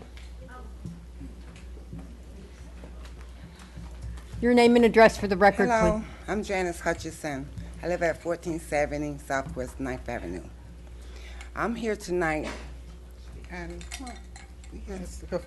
I'm Valoria Knowles, and I live at 1480 Southwest 9th Avenue. Okay, are the three of you going to talk together? Yes. We're here to complain. Okay. We're having a problem with the speeds that is happening on Southwest 15th Street. I live because I'm off 9th Avenue. And the traffic is, they don't even abide by the speed limit. They run stop signs. And it's just Hit our gotten so mailbox. horrible that there's animals that's constantly being run over. And at the corner of Southwest 9th Avenue, they're constantly having accidents there. And the church across the street is backing in, parking in our driveway and on the side of our road. Okay. And the church is parking on the sidewalk. You can't even walk by the sidewalk. And in front of the hydrant. Did you want to say something, sir? Or are you going to let the women talk for you? Women try to take over every time, don't they? What we're proposing is You better that give us your name. my name is Aaron Lyons. I live at 1490 Southwest 9th Avenue. What we're trying to propose here is we can implement some type of speed bumps in the area, because that corner right near Deerfield Beach High School, that corner 15th and 9th, seems like we have an accident there like every other month. Okay, I have young kids. She have grandkids. She have nieces and nephews, and the whole community. It's just 15th Street like they drag race down that street, and 9th Avenue the same thing. They come around that corner. This is the third mailbox that I went through, but they constantly speed down that street. So if you can't enjoy your kids in the front yard, because I have to enjoy my kids in the backyard, and I want to bring my kids in the front yard. So if we can take that into consideration and try to implement some type of speed bumps along 15th, along 9th Avenue. Hold on a minute. Eric, who's in charge of, which department has to do the speed bump thing? Tom Good. Pardon? Tom Good, Environmental Services. Where's he? Okay. Hey, Tom Good, how are you? Come on down here, young man. Let's get him. Yes, please. Come on down. He's, pardon? Yeah, I want you three to get together with him, tell him your problem, tell him you want a couple of speed bumps, and tell him to get them. Stop sign on the corner of 9th Avenue and 15th. Well, tell him. Tell him. He's in charge of that. And I know because I did it on 2nd Avenue, so it can be done. Okay? Go. Thank you, Commissioner Gantz. Oh, I'm sorry, Commissioner Battle. Yes. Ms. Knowles, if you all had called me, we could have had the situation dealt with. There's an application that you have to fill out, and I carry them around in my car for just this type of thing. But you have a different problem over there, and sometimes I come down there, and I don't know how we're going to address it, but I'll get it to the city manager and have Mr. Good look at it, because I am aware there's a Seventh-day Adventist church on the corner, and the way that they park in and outside the fence, maybe they need to rent some space at Deerfield Beach High School so that they won't have that problem over there. But let us take a look at that and give him Mr. Good. And he'll give you the application. If he doesn't get it to you, let me know. I'll get you that application, and let us take a look at the working with the church to try to get them to do something else with the parking. Thank Okay? you, Commissioner. Your name and address for the record. Go get that man back there. My name is Belmina Williams. I live at 158 Southwest 5th Street. I have concern on my Hey. right ahead. across the street from me. I don't know if it's a sober house or what. I don't know. It just people in and out and whatnot, dogs and cats and rats. And the address is 163 Southwest 5th Street. I Give need that to- someone to check that out Give that to because the code people on my block is concerned about rats.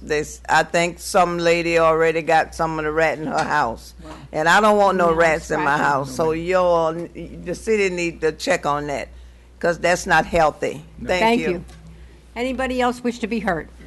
Yes, ma'am. Your name and address for the record.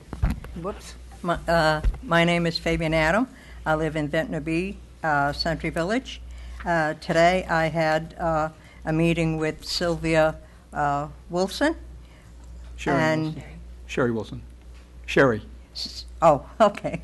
And pertaining to having the city put some hedges on the other side of the fence on Hillsborough, for the simple reason that our hedges are falling apart and we don't seem to have any more privacy. And we would like to have the city put some hedges from the main gate to the end of Ventnor Sea, which would take care of all the buildings abutting Hillsborough Boulevard. It has been told our hedges are burning and falling apart, and it has been told that the city is the one that's doing the spraying and killing our bushes. I have found out today that that is not the case when I met with the people I spoke with. So I also wrote a letter to Mr. Harold Hoyt to come in to see and inspect the hedges to see exactly what is going about. But I certainly would like the city to consider planting hedges on the other side of that fence. I did acquire a petition with close to 100 names. They all seem to want the same thing. If not for the privacy, probably for the safety and also for the noise. Vice Mayor? Yeah, I'm just curious. Since it's Century Village. Yes. And the city is not responsible for that That's area, right. as I understand, from what you told me. Correct. So you're coming to the city for help. Yes. But it sounds to me like it's a master management issue, not a city issue. Yes, but the master management, I did leave this person a whole lot of pictures of what Hillsborough looked like from and 205. You couldn't see the street because of all the greeneries and the hedges that were there. Yeah. After the Hurricane Wilma, everything blew and it seemed to have gotten thinner and thinner. And when management company says that they're spraying from that inside the village, I can't see anywhere where that would be occurring. But for privacy and sound and safety, because people have been seen jumping the fence at that area. At any rate, I would assume that the property is owned by Century Village. No, and not the not city, on the other side of the And therefore, fence. you're responsible for it, not us. On the other side of the fence. In other words, I don't think the city is responsible to replace the hedges that are on your property. No, on our property. I'm not asking them to replace. I'm asking them to plant hedges on the Hillsborough side of the fence. Lots of luck. I think you're talking to the county, not to the city. I Todd? think it's county property. Yes. So the county is responsible, is that I correct? think so. Thank you. If that's the Your name issue. and address for the record, sir. Ken Wayne, 807 Southeast 9th Avenue. I just want to apprise the commission of an incident. I could probably give you specific time and dates, but I frequent the One Price Echo Cleaners, which is at 1030 East Hillsborough. That's the cleaners which is east of Federal on the south side. He told me that a truck with the DiGiordano truck was there, grabbed his sandwich sign, threw it in a truck, and drove off. He had to leave his business, run after the person, and get his $200 sign back. Now, to me, this is Gestapo tactics. He should have went into the business and said, sir, your sandwich board is too close to the street. It is in violation. You need a permit. He did tell them that there was a sandwich board at the bike shop, so he felt he could have one too. And tell him, or you could have it close to the business. But I realize that Deerfield doesn't own the new permit and building department. It's a for-profit company. But I think they should at least be told that they should change their tactics. So I just wanted to apprise the commission that this is not pro-business. This is anti-business. And the person owns two companies. He said, I would never put another business, I would never tell another business to come into Deerfield. This is very negative and anti-business. Thank you. I was just there at that cleaners last week. Well, you can ask leaving the owner. something off.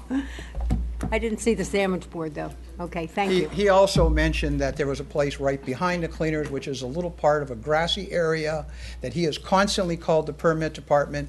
He said, I was there 2 days ago, he called, there was no answer. He says it's overgrown, it's rat infested, nobody takes care of it, and it's right behind the Echo Cleaners, and I believe there's a restaurant there too. Thank you. Anybody else wish to be heard? Okay, after this, I'm up to the public hearings, right? Joe Hines, 559 Northwest 47th Terrace. I want to back you folks up to August 23rd or 24th of 2016. The school board was supposed to come speak before the audience and give a presentation. They failed to do that. I made a conversation with you folks last month about the school board. Here it is, almost 6 months into the year. And all we're hearing is a bunch of talk about what programs are going to be installed and so on and so forth. We don't need any more layers of programs. What we need is somebody that knows how to teach a child how to read. If a child can't read, he doesn't need to learn to do anything else in school but learn how to read. He can't even read a stop sign, or he can't figure out a paycheck. He can't do a lot of things. So if a school doesn't teach a child how to read, then maybe the city ought to consider a couple things. Terms come to mind. Andy could put a better word to it than dereliction of duty and misappropriation of funds when they take the bond money and don't build a bathroom that they said they were going to build or remodel or something. I mean, that sort of sounds like an outright lie to me. If I promise to do something and then I don't do it. I do a little electrical work, and if you paid me to hook your light up in your house and you turn the switch on and the light was real dim, you'd kind of think, well, maybe I didn't do a good job or don't know what I'm doing.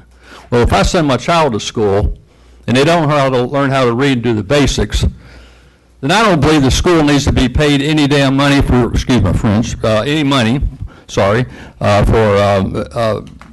sending the child to school. You shouldn't be paying money for that. Now, I think the city maybe ought to hire some attorneys, and he could probably give you a couple of good names. And maybe I'll just file a lawsuit against this school board in Broward County and straighten this mess out. Quit talking about it. We don't need more layers. We don't need more layers of paint trying to hide rotten wood. And that's what you got.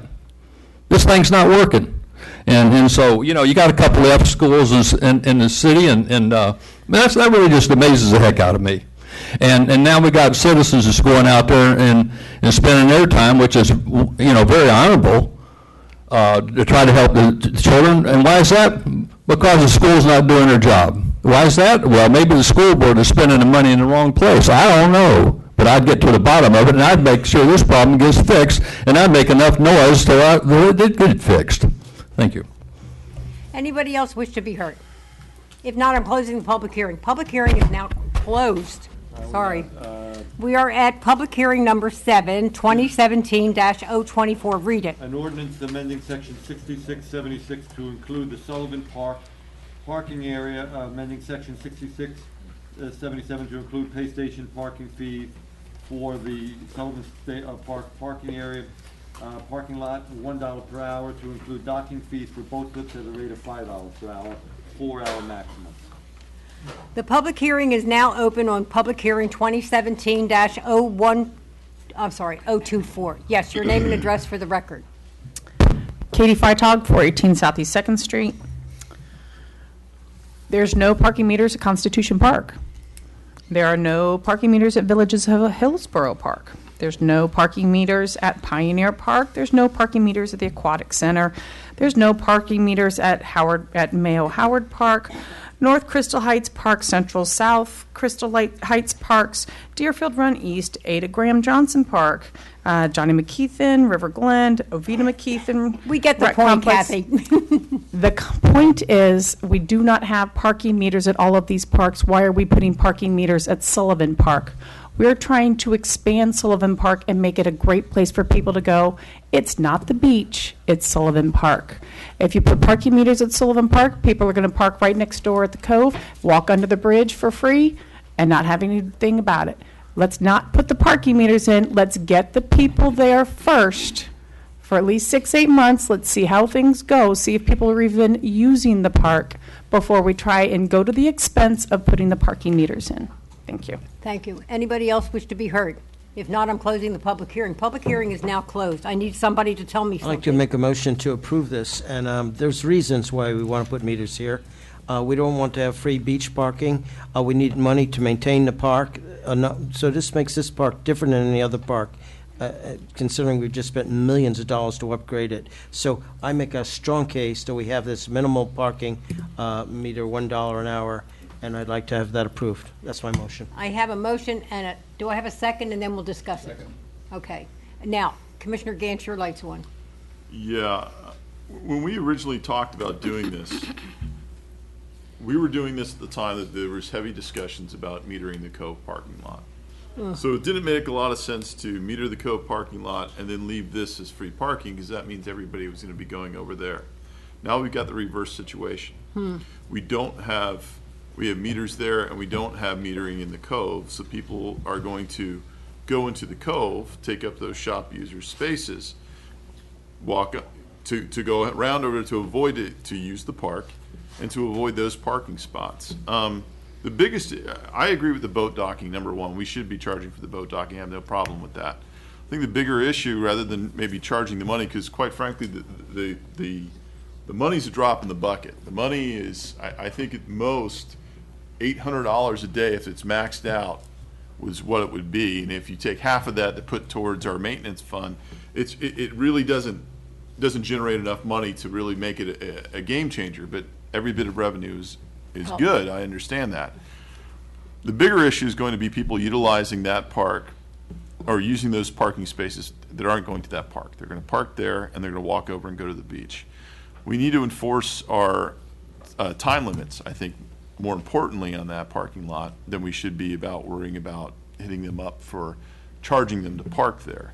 So and then we can go from there. If we realize it's a problem and we need to do it, we have the flexibility to be able to do it. But I would rather start out with not charging for it right now, but use the meters as a way to enforce the parking for an extended time there.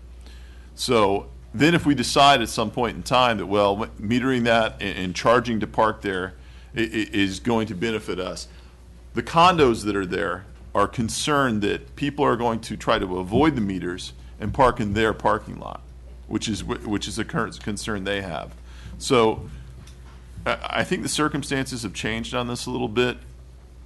Maybe we can look at this a little bit later down the line. Go ahead and install it and use it to enforce a 4 or 5 hour parking limit, but don't charge for it.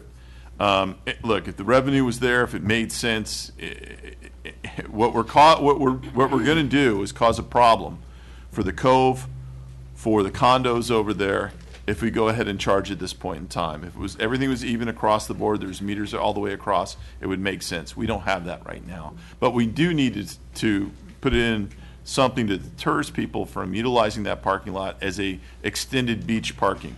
So that's what I would like to see. Commissioner Battle, your light's on. I agree with some of the comments that Commissioner Gass made. I've received a lot of calls from about this metering of this particular facility, and believe it or not, they all came from parents. Parents who have children and they want to take their children to this park when it opens, and they're a little bit, a little bit upset with us right now in terms of trying to think about metering this park. And like Ms. Freitag said, and we don't always agree on everything, there are no other parks in this city that have meters. And if we're going to welcome people to the park, I don't think that we ought to be putting meters in it right now. I say, like Commissioner Gans said, that we ought to step back and take a look at this, see what the numbers are, how the numbers pan out, and look at the pattern for the no meters in the cove versus meters in Sullivan Park and vice versa. Let's take a look at it before we just jump out here right now and say, let's meter Sullivan Park. It's going to be a great park. I want all children, regardless of their circumstances, because if we put the meters in there, there's some parents who, at $1 an hour, are just not going to be able to afford to take their children to this particular park. Let's be realistic. We can't meter the Cove parking lot for 10 years. So, Commissioner Miller, you're up. I think the inverse is going to happen. You're going to have bicyclists, beach parking, taking up the spaces that people want to use to park for their children and such. And for those that cannot afford the $1 per hour, respectfully, there are some, they can park in the Cove and walk under the bridge that's going to be made to be accessible. So you are not prevented if you cannot afford $1. But I tell you, you don't see like I see every single day the parade of people with shirts on from this restaurant and that restaurant and all the rest. It's cheaper than any other place except the Cove. And I've been hearing complaints about in the Cove how the bicyclists are not just there on the weekends now. Now they're taking up spaces during the week. As a matter of fact, I've had restaurateurs and stores tell me, can we extend a 2-hour parking limit at the Cove because bicyclists and the rest are taking up their spaces. So to make it's going to be counterproductive to the very people that want to go to the park, the children of the entire city. And $1, I think, is not prohibitive, but it will stop a waiter or something like that. So I think we always had intended to meter that, and I don't think $1 is restrictive. So, and you go there for 3 hours, you pay $3 for a park like this? After we spent millions of dollars? And I wouldn't count that money as nothing, the fees we'd get. And if you're going to have the meters invest all that money in that technology just to find out how long they're there instead of getting some money to pay for the guy that's even monitoring how long they're there. And there's no way that you can tell how long someone's there, whether they're at washing dishes or they're at the beach or they're somewhere else. And as far as the condos go, for a nominal fee divided by the amount of homes that are condos in those places, they could put a gate, because we put an incredibly beautiful gate on the tab of the CRA, and they just could gate their entry like most condos do that are concerned about their security. And you have a pass, and you get in your gate. You don't get in the gate because you don't live there. Very simple solution to that. They can afford it, and they're not going to have overflow of the beach. That's my opinion. Vice Mayor, your light's on. I'll get you after that, Commissioner Gantz. Go ahead. Yes. I concur with a lot of conversation. However, again, how are you going to police this if there's no way of knowing when they were there, how long they're there, how long they'll be there? I would suggest... Hey. I'm sorry. You're right. Thank you very much. I can hear myself. I guess you can't hear me. It's hard to control how long people are there if you don't have some way of having a meter of some sort. No. Now, I'm not saying you have to charge $1 an hour. I mean, I would like to reduce it down to maybe a quarter an hour, just to see that people, how long they've been there. Now, this will control how long they're there. That's all you're interested in, is know how long they're there. So you turn over the spaces in the parks, so we don't stay there all day and park and just stay there. But to make them stay there and make sure that they're there for a period of time and then they leave or have to move. So you get a turnover in the park so that people can come in and go based on how long the meter lasts. And then you can see how many people are there and how long, and then you can track it that way. Commissioner Gantz. But without that, I don't see how how you can control this area. And it's going to be a very heavy area of travel because this park is going to draw a lot of people in a lot of areas. And I think if we don't have some kind of control over it, it's going to be detrimental to the people who want to come in and spend time in the park from other parts of the city. If they can't get in there and park in there, the cove will be filled up for sure because of the no parking meters in that area, and they want to come to Sullivan Park. And so we have to make sure Sullivan Park has a turnover rate so other people can use it. Thank you. Commissioner Gantz, your light was back on. Okay. How much should we charge at the main beach parking lot per hour? $3. $3 We charge $4 down there. Yeah. Let's forget the hourly rate right now. But we have, what's being proposed here, we were about to approve, if that's the direction you guys want to go in, has 0 time limit on vehicular parking. So for $1 an hour, I can park there and go to the beach all day. Right. And it's a lot cheaper than what it cost me to park at the main beach parking lot, use the public parking garage that's down there, or park by the pier. So I can tell you the first people that are going to use up that parking lot are going to be the people that want to go to the beach for cheap. That's right, for cheap. That will be mob with it. Commissioner Miller, you're 100% right. That is not money that should be sneezed at. That is, even if it's half of what the maximum amount could be, it is a decent portion of change every single year that revenue we can bring in. So at the very least, there needs to be, we have a 4-hour max for $5 to park boat parking there. We have 0 time limit on what's there. The way it would work, as far as, forget charging a quarter or anything like that, is you still have to register at those meters, just like you were paying money to them. You still have to register, because that helps us enforce the time limit. So put a time limit, yeah. So you put the time limit on there. Let's say you don't charge. People still have to register. If they park there and they don't register it in the meter system, despite the fact that it's not costing anything, they still have to register. We make that crystal clear. That's how you enforce the time limit. Because then you come there and you say, well, this car is not registered here, or this car is over the 4-hour maximum. And then you're able to enforce it. You're able to enforce it without charging a fee by having the meter system there. And then at some point in time, you realize, look, this isn't working. We now want to add a fee to it. We can go ahead and put that in place because we already have the metering system there. You're right. This has always been planned to be metered parking from the very beginning. We had early debates and conversation about this going way back. But a lot of that also was done at the time we were considering metering the cove. And we knew that you couldn't have one without the other. And we've kind of flipped it a little bit. If you want to charge a rate, all right, that's fine. I'll acquiesce to that, my opinion on it. But I will say that you have to put a time limit on those vehicular parkings. If you don't, you've got the cheapest beach parking around, and that park will not be allowed to be accessed by any families or anything like that, because it'll all be beachgoers. Wait, we have a motion and a second, but I want to make a suggestion, okay, if I may. Let's table this until we get a little more information from the finance department of just what we're expecting to realize financially. I can tell you that, if that's all right, Mary, if you'd like. It's 42 spaces. Here's what it is. It's 42 spaces, all right? It's 5 a.m. to midnight is what it would be. It would generate a little under $800 a day at its max if you're talking every space filled every hour of that day. Including the docking fee? No, forget the docking. I'm talking just vehicular parking. It's 42 spaces, and that's what it comes to. So let's say it's less than that. It's still a significant amount of money you could raise by charging $1 without a doubt. But you need to have the time limit in Did there. you say a day, 800? Oh, excuse me. It would be 800 daily if you use every single space, maxed out, parked there, what you would earn total. Since I made the motion, can I weigh in? You have we have a motion on Yeah, this. but no second. Yes, we did. We had a You second. did get a second? Yes, All right. he seconded. Well, in discussion. I'm sorry, I turned her light off. Oh, I didn't She see was your next light. up. Thank you. I didn't see your light. I turned your light off, Commissioner, because I thought maybe we could do something with this, Yeah. but go ahead. Let me ask Assistant City Manager a question. Did we not just invest in some park rangers? Yes, we are going through the process of hiring right now.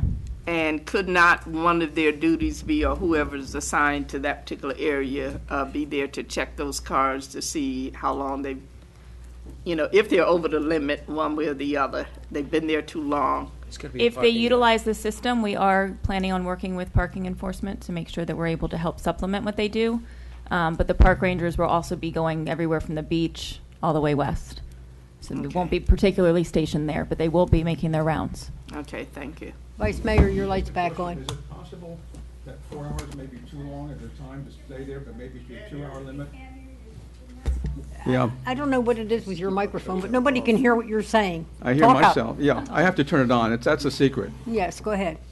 Is it possible that maybe we could have a 2-hour limit at a time as opposed to a 4-hour limit? Because I don't think people going with children are going to stay in the park for 4 hours. They're talking about a 4-hour limit for the dock, for the docking. The dock, the way it's proposed now is boat slip parking fee is $5 an hour, 4-hour maximum. The vehicle parking is $1 per hour. That's it. That's what's being proposed. There is And no. you can stay there as long as you want. Well, as long as what the hours allow, because the lot is 5 a.m. to midnight is what you would look at. I believe that's what the hours of operation would be. Let's be realistic. People are going to park there and walk to the beach for $1 an hour.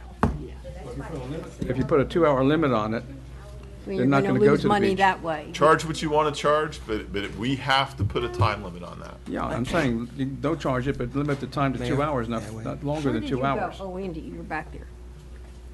I don't know. I have a Can I- motion and a second on the Can I- floor. What do you I'd want like to do? to, with it? I would actually like to withdraw the motion to be brought up again at our next meeting, because I want to give some more thought to the amount, the time limit, what would be a Yeah. reasonable I time think we limit. need to get some more I thought stuff. going in, we were all on the same page of metering it, but now that I realize there's pros and cons, I'd like to not just make this in this next 5 minutes, this decision. I'd That's like right. to wait till our next meeting to bring this up again. Table it.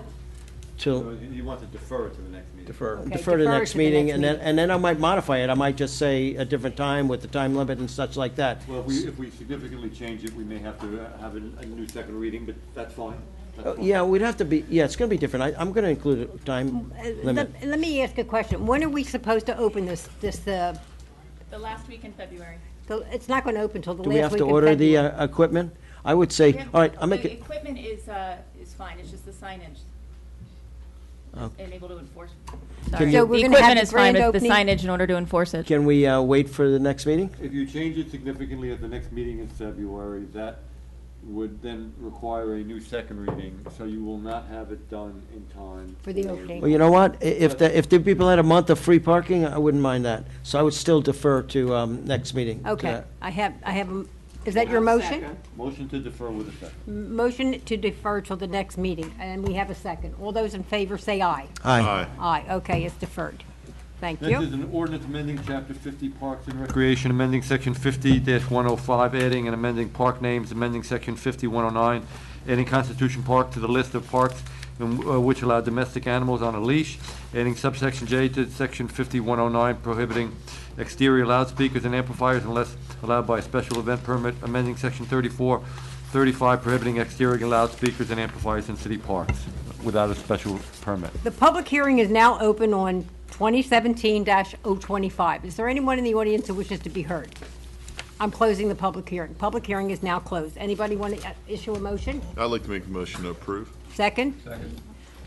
Gloria, your light's on. Is it on? My light is on because I'm not so sure. I'm not a distance person.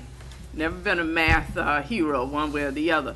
50 feet, because I continuously have problems out of my Mayo Howard Park with the music, because there are people who live right on, and I think it's much closer than, they live much closer than 50 feet to where the noise is coming from, or vice versa. The noise seems to radiate out further than 50 feet. And I'm just wondering, am I out of order on this, or should I even be complaining?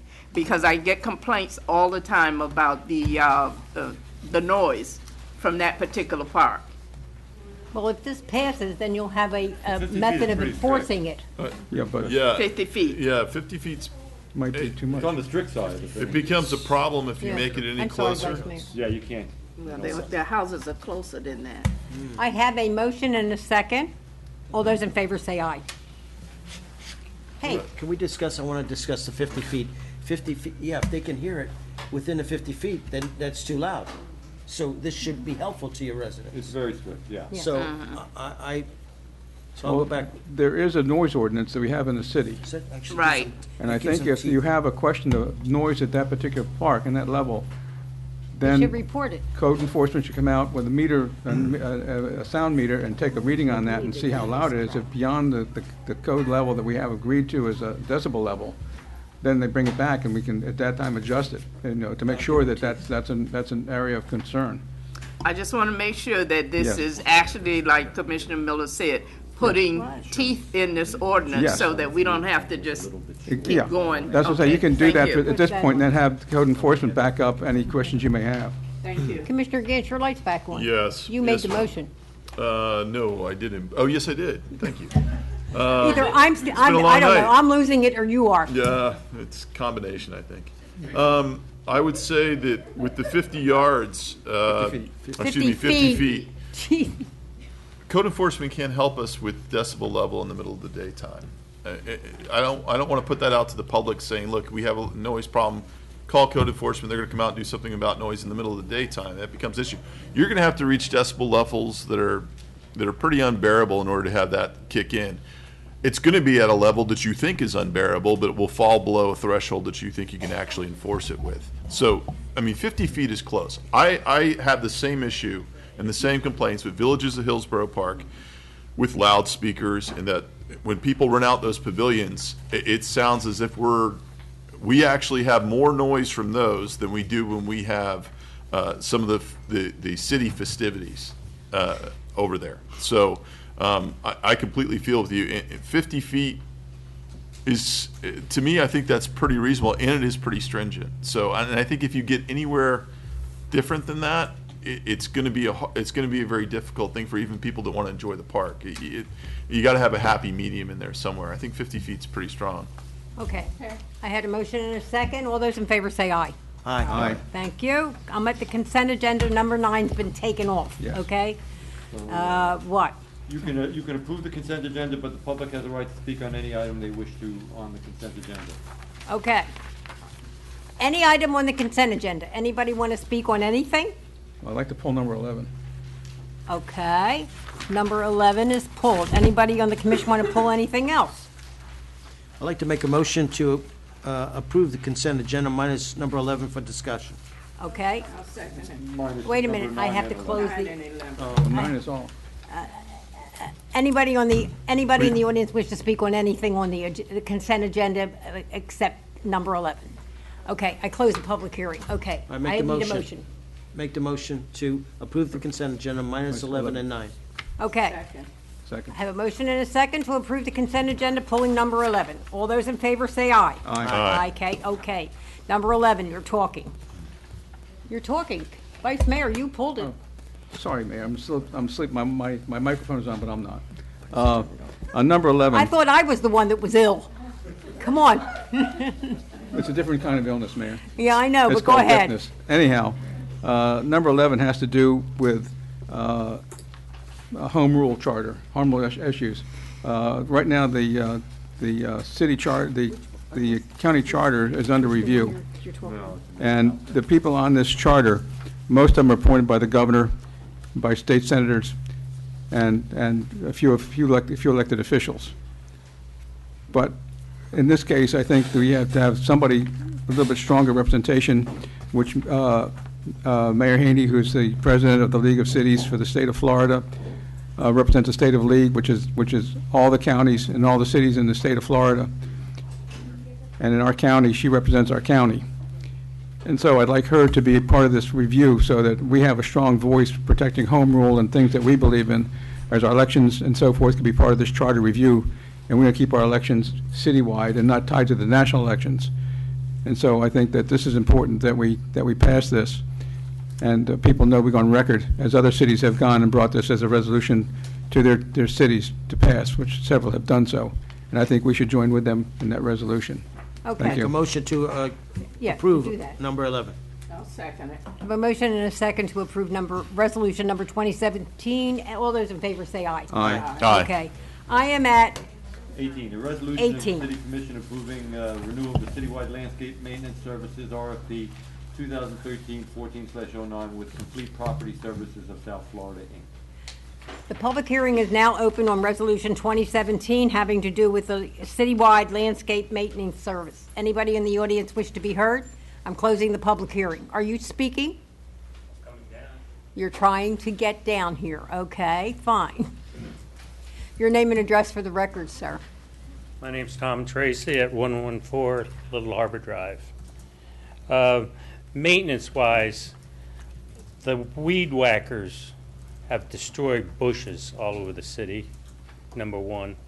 And number two, the cleanup after they're finished is very sloppy. Okay. And, you know, we've talked to the city in our subdivision about it. With our entrance, we have 3 islands, which isn't much, but it's our entrance to our homes down there. And the maintenance, they let the bushes die. They don't watch them like they used to with the city workers. So I would suggest getting a lot stronger with them and having repercussions if they don't do their jobs, or maybe it's being given out to one person. I don't know how it's done for the whole city. That's a lot of work for one. Maybe you should divide the city in 4 areas and have competition, you know, for different companies to come in. Who has jurisdiction over this particular, say, park? Okay, we'll tell Parks that there's been a complaint, okay? Thank you. Another thing too is, you know, it goes back to the irrigation, which I didn't talk about. In front of our subdivision, that little strip that goes through, they've planted 3 oak trees, and they're not cheap, and they all died because there has never been a sprinkling system working there, and we've asked many, many times for the city to fix that. Okay, so I'll we'll get have with Parks Parks. look at it. Okay? Thank you. Appreciate it. Anybody else in the audience wish to be heard?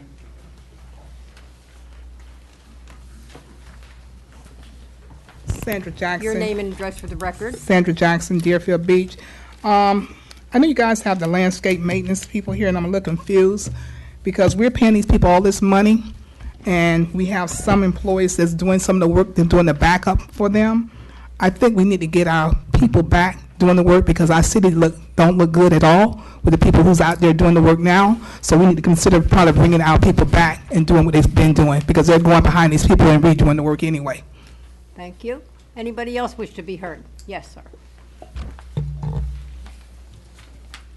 didn't know this was going to be a problem. Your name and address for the record. Ben Preston, 640 Southwest 14th Court, Deerfield Beach, Florida. What Ms. Major said is exactly true. We need to really look at bringing our people back. Here's the reason why. It's not so much that you want to just bring them back. When our people was doing, there was a sense of concern about their community. When you have an independent contractor come in, their job is simply to do the work and to leave. And so we should actually look at that. It would be a good thing to look into. Thank you. Anybody else in the audience wish to be heard? If not, I'm closing the public hearing. Okay? Anybody want to make a motion? Because I would like to speak on this item, but go ahead. Motion to approve? I'll second it with discussion. Okay. Okay, Commissioner Miller, now you can talk. Well, I think Tom Tracy is correct. I think there is too much use of the weed whackers. I think there's places where they use the weed whacker instead of a push lawnmower in the narrower areas, which actually cuts the grass too low and doesn't give us, because you cut it low, you end up with an inferior root system. If you have an inferior root system, you're subject to fungus and bugs and all kinds of things. So I think if we're to approve this, and I was generally in favor of approving it, that we need to put them on notice. They have to improve, less weed whacking, more care, or maybe we could put in here with a 30-day clause that if we're not doing up to our satisfaction, they could be canceled out. I mean, would that make sense? I'm looking at, I think we can check it. We generally have those type of provisions in our, Okay, but I mean, if we have them on notice that we're not happy with their performance, although we'll give them a chance to improve, but if we go 3 months out, 4 months out, and it's no improvement, then I think we should really we should have the option of taking bids and maybe having compete, the west side and the east side, the two different vendors, maybe not four. But I mean, I think that competition would raise the bar. So there's merit to his thought. I'd like to hear the mayor's comments, but I probably want to approve it under condition they improve their performance, and we will review it again in 4 months. I don't want to comment yet. I'll wait till everybody else is finished, but I can't think. We're being told we have a termination for convenience clause in the contract. Okay. Okay, I don't even know who the heck put their light on first, so I'm going to go with Vice Mayor first. Go Well, ahead. Bill was on first. Oh, Gantz, okay. Commissioner Okay, Commissioner Gantz. Well, it's interesting, if you actually look at what's in our backup material, and they say that this, that they've been with us since 2017, I believe it is, or excuse me, not 2017. This is 2017. Thank you, Mayor. They have been servicing the city, I think, since 2013, and it says they've done an exceptional job and been amenable to any changes that we need to do. Well, clearly that's not the case. Clearly we have some issues with it. This is only a one-year renewal, and we have the ability to actually cancel. But I don't see what kind of time limit we have to cancel it. Is it a 30-day notice? What is it? Is it a 6-month? Are we stuck with a year once we sign off on it? Because I agree, I'm not happy with what I see as far as some of this maintenance that goes on. It does say in here that our staff has the ability to go in what they call high-profile areas. Is that what it says in here? That we have the ability to go in there and do that with our own crews. I think we need to really monitor how much of the work is being done by our crew, how much of the work is being done by their crew, and make sure that we hold this company up to a high standard to make sure they're doing it. Otherwise, we cancel the contract. I'll support renewing it now for 1 year, but this is their 1 year notice to get their act together. And if they don't improve, and if we don't see some drastic changes, then we don't do it again, and we look at what we can do as far as improving the overall look of the city. Don't do it for a year. Okay, I don't know what I'm doing. Commissioner Battle, I'll go with you. Go ahead. Thank you.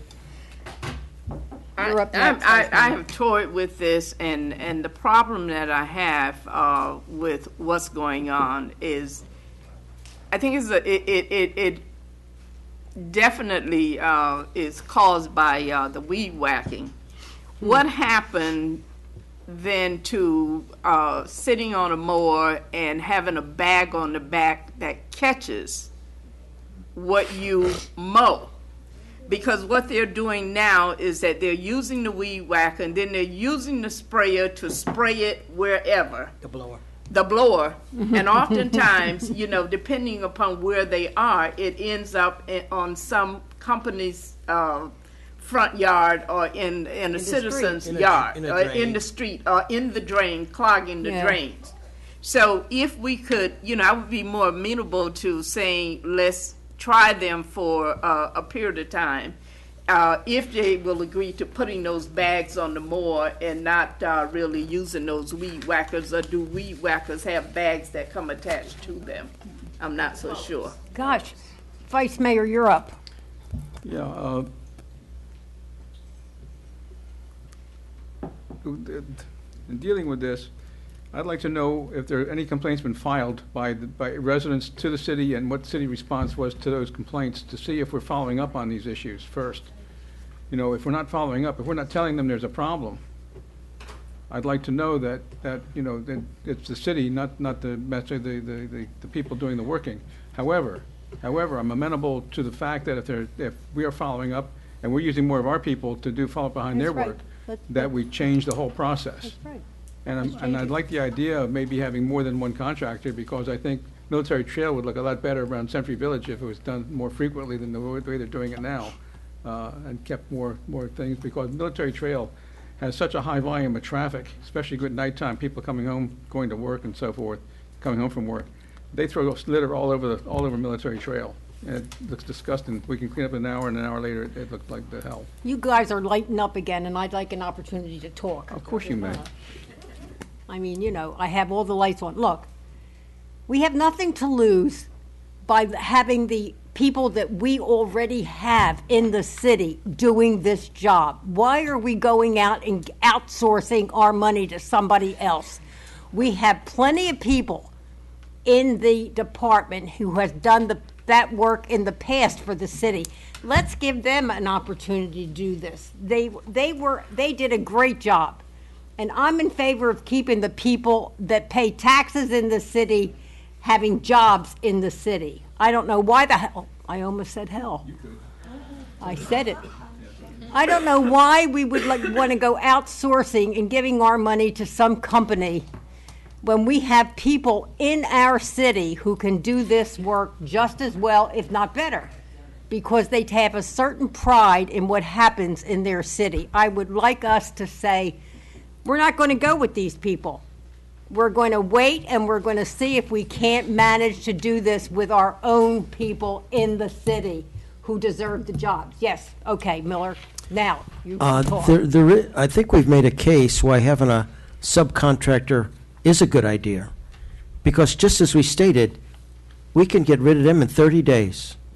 We all said we'd like them to up their level of performance, and they're going to hear from us that we're not happy, even though we've extended them, but we can pull the plug in 30 days. You hire staff to take care of that. You can't say, you know what, I don't like the way it's working, you're out of here. We can't fire staff, but we can fire the subcontractor. We've got a subcontractor. He's got this year, he's got experience. He can, I'd say we give him another chance to up their standards, and then we revisit it, and we don't even have to wait a year. If they haven't improved in 4 months, we can bring this up. May I clarify a few things? Yeah. I want to make sure. Please.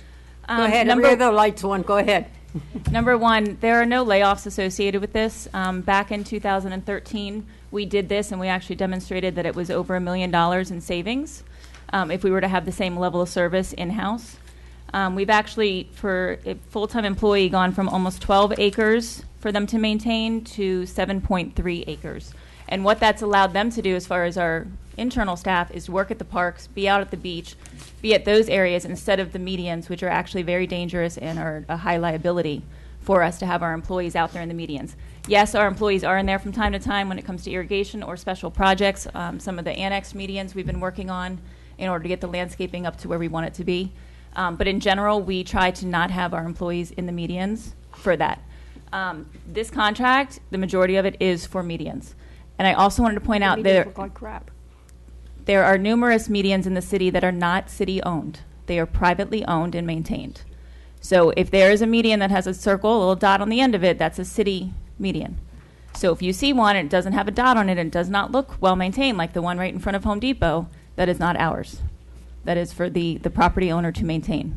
And then we get with code enforcement and handle it that way.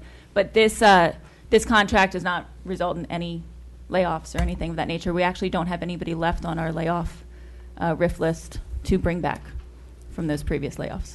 Commissioner Gantz, your light is on, but I have a question for you. If you're going to renew this, don't make it a year. Just renew it, so that way we can dump it in 30 days. Well, I'm just trying to get confirmation that they're looking at, is it a 30-day termination clause? Yes. Yes. Yeah, It's 30 days. don't make it a year. Keep in mind that we don't have the staffing and the equipment and all of that to Well, be able to so pick there that could up be in a another 30-day subcontract. period. So, which would, yeah. I mean, I think Dave can speak to that, but how long it would take to actually bid out that service? Well, before we do, can I speak? Sure, because your light's on. I thought it was my turn to speak. Thank you. No, I went back through the minutes, and I remember when we made the vote and the decisions that we made. There were no layoffs involved. We made a change, and we had the ability. I am not debating having this portion of what is being done outsourced, because we have the ability to contract and expand, and we do not have this. We don't have in front of us even a clue. I can go back and tell you 4 years ago, as Carrie just did, how much savings there were by doing this, and what it would take for us to revamp and get to where we were at. So you don't make that on a whim here tonight while we're renewing this. The other problem is you're talking about landscaping. You give them 3 months.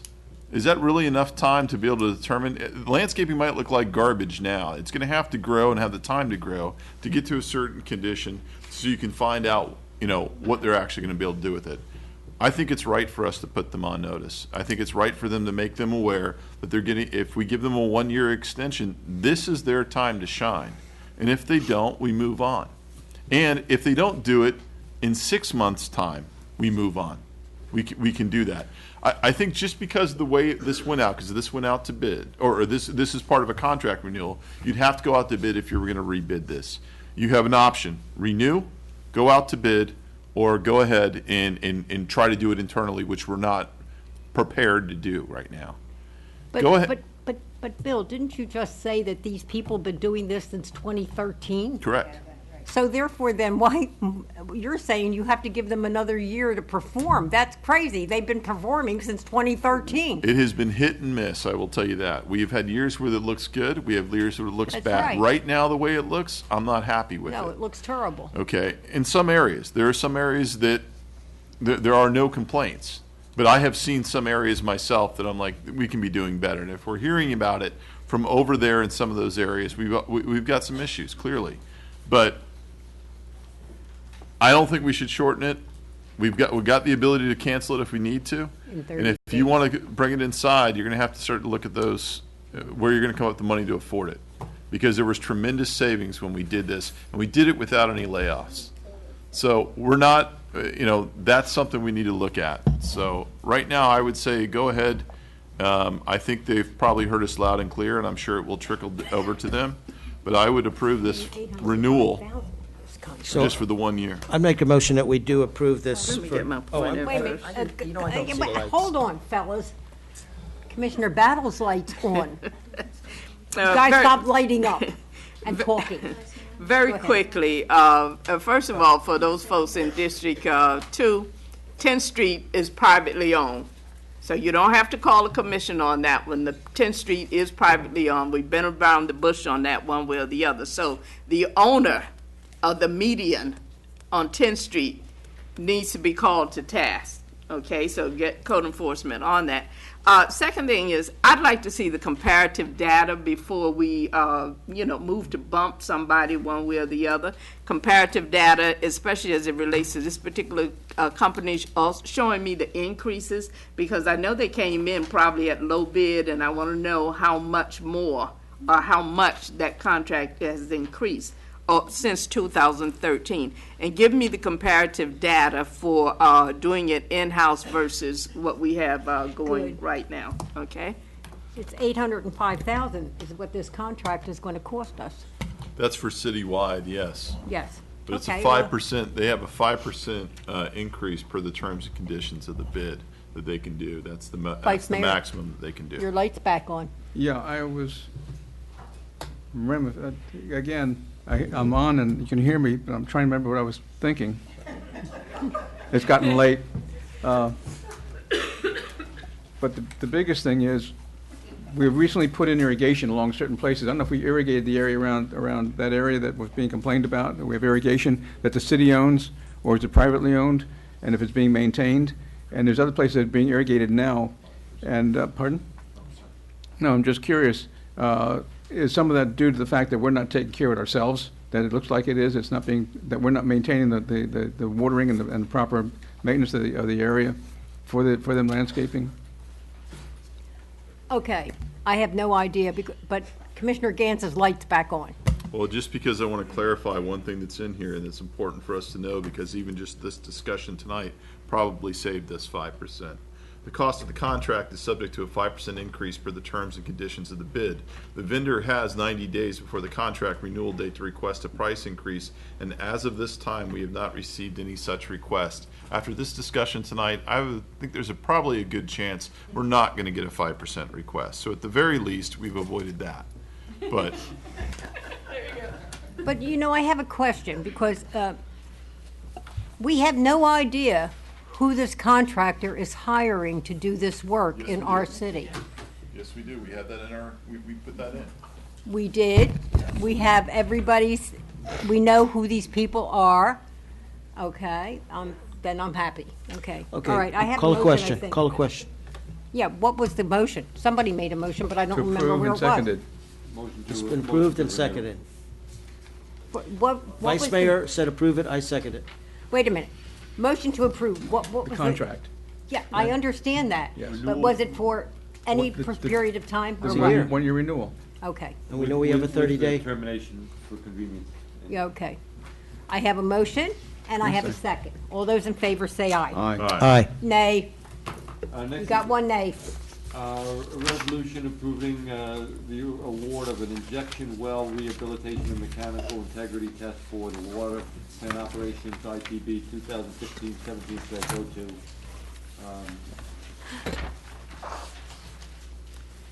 The public hearing is now open. Is there anybody who really wants to talk about the award of an injection well rehabilitation and mechanical integrity test? Does anyone know what it is? I'm closing the public hearing. I don't think any of you know what that is I anyhow. make a motion to approve. Second? I need a Second. motion. Second? Second. I have a motion and a second. All those in favor say aye. Aye. Okay, the next one is, Resolution to approve appointing Andrew Siebert to the Marine Advisory Board. okay. I appointed him because he wanted to get on, and so that was it. I don't even know who he is. Anybody wish to talk about, oh, is that who that is? Okay, well then I appointed you. It's nice to know who the hell, who you are. Motion to approve. Second. I have a motion and a second. All those in favor say aye. Aye. Welcome, welcome, okay? Let's see. We're at, Oh. City's mayor, manager, attorney comment. I have one item. I don't know if Carrie does. Yeah. okay, go ahead. At a previous meeting, the commission, in November, the commission approved a resolution to, Pay. Resolution 2016-083, with regard to rehabilitation, fixing of a, remediation of a leaking fuel tank at the BSO police headquarters here in Deerfield. We had insurance coverage for a portion of it, and the approval given by the commission at that time was for the payment by the city in the amount of $82,617.21. After further discussions with our, and negotiations with our insurance company, it appears that the insurance company, the insurable loss is $7,375.10 less than that amount. Okay. So we need to ante up for the rehabilitation an additional $7,375, or a total amount of $89,992.31. So I'm asking the commission to approve a resolution authorizing the payment of that additional $7,375.10. Can the public talk? Sure. Does the public want to be heard on this, if you understand what the heck he said? Basically, it deals with what the insurance company is willing to pay with regard to. And what we have to pay, okay? Yeah. The public hearing is now closed. Okay, Commissioner Gantz, your light's on. I'd like to make a motion to approve. Thank you. Second it. I have a motion and a second to approve whatever it was he asked for. All those in favor say aye. Aye. Aye. Aye. Okay, is that it? We are up to comments by the city manager I don't have any. and the city attorney. Where did you go? You can stand downstairs. Yeah, that was Comments by the mayor. I wanted you to know that my third chemo treatment is scheduled for January the 25th. I expect to be in good shape by the next commission meeting, which is February the 7th, because you know me. Yep. I'm not going to let you do anything without me here, okay? And therefore then, don't forget, you have an election coming up. You have people that are running for mayor. There's so many people that want my job. And then we have people that are running in District 3 and 4. and 4. And Todd Drosky from 4 is here tonight. Who? Todd Drosky, who's running from District 4. Where is he? In the back. He's also the Oh. chair of the P&Z committee. Well, I don't think I know who he is, because this is Joe the first Himes time from I've ever District seen him 4. at one of our meetings. At any rate, he's running, and so is Joe Hines in District 4, so as long as And we're Carol is introducing also in people, District- you might as well introduce everybody. And Carol. Pardon? Yes, that's it. As long as we're announcing, let's announce everybody. Commissioner Clark Reed is running for mayor. Bill Gantz is running for mayor. Ken Wayne is running for mayor, and Ben Preston is running for mayor. Stand up so we can see who you are, okay? Carol Berner is running in District 3. Joe Hines. And Bernie Parnest is running, but he left. I guess he was bored. And Joe Hines. And Vice Mayor is running in Three. District 3. Joe Hines stand. He's running in District 4. And okay, that's it. I have nothing else. Okay, I'm going down the row. Commissioner Miller, Barbara. I'm sorry, my daughter is waving at me. I'm not leaving yet, Barbara. I won't take long. Assistant City Manager. Because I'm tired. We've talked about putting a art on our electrical boxes throughout the city. And as I travel, many cities are doing this. And I think we've talked about them, the origin or what kind of art we're going to go is going to have to come from the Arts Committee or something. But I mean, can't we get this move on? Because I think it would enhance the beauty of our city. So I'm asking you, and I don't know how much you have to do with it, but can we get something moving on this? Tom can provide an update right now. Director of Environmental Services. Hello. Thomas Good, Environmental Services Director.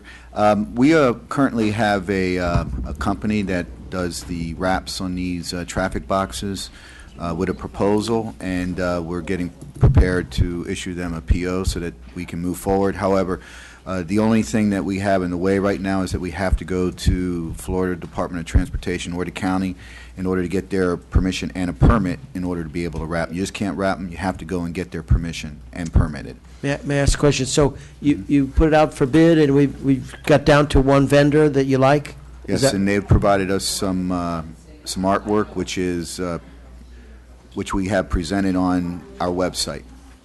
Okay. They've taken Then from it's the moving website. along. Yes. It's moving along. Thank you. Thank you. That's all I have. Mr. Battle. I have a couple of things. For those of you who missed the MLK festivities, you missed a treat.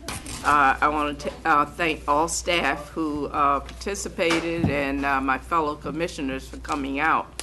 And those others of you who came out too. It was really a wonderful event. We showcased the Deerfield Park Elementary School Choir this year. And if you have not heard their rendition of the song called I Wish, and one of the things that they wish for is peace, you should get over there and let them sing for you. At the District 2 meeting then, we had the new property appraiser come out. And one of the things that he found out is that a lot of our elderly, low-income elderly seniors are not getting their additional exemption. They are going to be coming to City Hall. If you want them to come regularly, like one time a month or twice a month or whatever, you need to let us know so that we can request that. But if you are a low-income elderly or senior citizen, then you need to be getting that extra exemption. But it is something that you do have to apply for once a year. You have to send in your re-up once a year. So please do that for low-income senior citizens. We talked about, and I'm always on the subject, it's always at the core of my heart, literacy one way or the other. And we're going to be looking for sponsors to help us to do a very special project. I don't know how many of you know Kiki Palmer, who was in the movie Aquila the Bee. She's written a book for teenagers and younger kids now, and she wants to come here and bring some of her books. But we're gonna need some sponsors to help us bring her here. She would give the books to the kids and sign them. She'll have a signing session for free. So if there's anybody that wants to jump on the bandwagon and help us to bring her here, I ask that you do so. Thank you. Do you have a dollar figure that you need to raise to bring her here? Yes. Well, you better mention it. We have a dollar amount. We need 10 grand. 10 grand. That's what we need. Okay, we'll talk to Kiwanis and others to try to Yes, raise that's funds. why I'm putting the appeal out now, you know. We'll do what we can. I got my 50 cents, so. Thank you. You're welcome. Appreciate The other thing is that Commissioner, it's on. May not be my face, but I got it on for a change, and I know what I'm talking about for a change. Anyhow, what Commissioner Battle didn't mention was at the MLK weekend, there was a wonderful contest between several church choirs, and courses. And those of you who weren't there, you know, I'm not of the faith, but that was a very spiritual, moving performance to hear these voices and the feeling and you know, if you could sit still through this, you were not there, because they were really moving, as others heard it as well as I did. What was the Love Creation? Yeah. Reverend Gonder is the pastor. Yes. And the other event that happened yesterday after MLK that I skipped out on, Gloria, Commissioner Battle, but I gave your name. Yes. A while back, a World War II hero from this area, a Tuskegee air pilot, Leo Gray, passed away, and they built a memorial thing yesterday over at the Deerfield Beach Middle School. And I was able to break away from the ceremonies at MLK and go over there to meet with Mrs. Gray and the students over there to put in some plants and things by the school. And I think Home Depot donated a series of plants, I mean, a lot of plants that the school's kids got there, volunteers got there and were planting. And I got in there with them, and I lasted about 10 minutes and realized that I'm a little bit out of condition from what I used to be, and managed to struggle home. But beyond that, I have a lot of issues in the Crystal Lake area of Deerfield, and we managed to get a deer down in Green Road to let them know that they're part of Deerfield, even though their mailing address is still Pompano. And I've been trying to get that changed, but it takes an act of God and the Postal Service to change zip codes to get them in Deerfield out of Pompano, since they were annexed in here. But I'm trying to feel they're part of the community, but they're feeling neglected down there by us. There's a lot of rehab that needs to be done. There's a lot of code enforcement I'm working on. There's a lot of calming devices along 18th, where people come off of Green Road from the Sawgrass News as a through street and speed down through there at outrageous speeds, according to the residents, and also along 13th Street. And it's incredible. And also down in Bonnie Lock, in that area of Crystal Lake on the other side, really raising that they need help on sprucing it up. It's really been run down. I've had code enforcement there trying to help with them, but you know, they're feeling neglected. And I know a couple of residents, I'll give you a name of one that wants to meet with the city manager and talk about the problems they're having down there. Other than that, in the military trail I mentioned earlier that needs sprucing up, I think that that's about all I have about this time. Thank you. I do want to thank Jim McGeary for his service on the Marine Advisory Board. He was a nice addition, and the gentleman who was put on there tonight, welcome aboard. I do want to let everybody know, and I was very impressed with this. State Representative Williams, Patricia Hawkins Williams, was she called when she heard about the fire in Century Village and that there was a death. She actually called to find out if there was anything she could do. She wanted to know if there was any services, if she could send flowers. Really impressive, that kind of attention, and she's a very impressive person, and wonderful. I think she's going to serve us well. I do want to commend staff on a great job with all the events over the weekend celebrating Dr. King. It was a wonderful day on, so it was really enjoyable. That's it. And the parade was outstanding. Second. Really, that was a tough situation.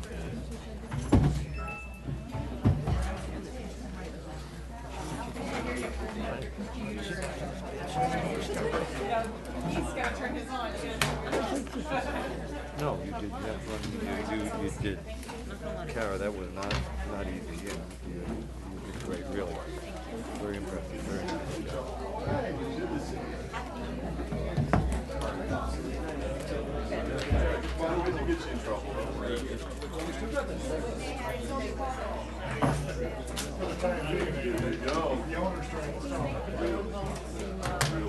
Have a safe trip.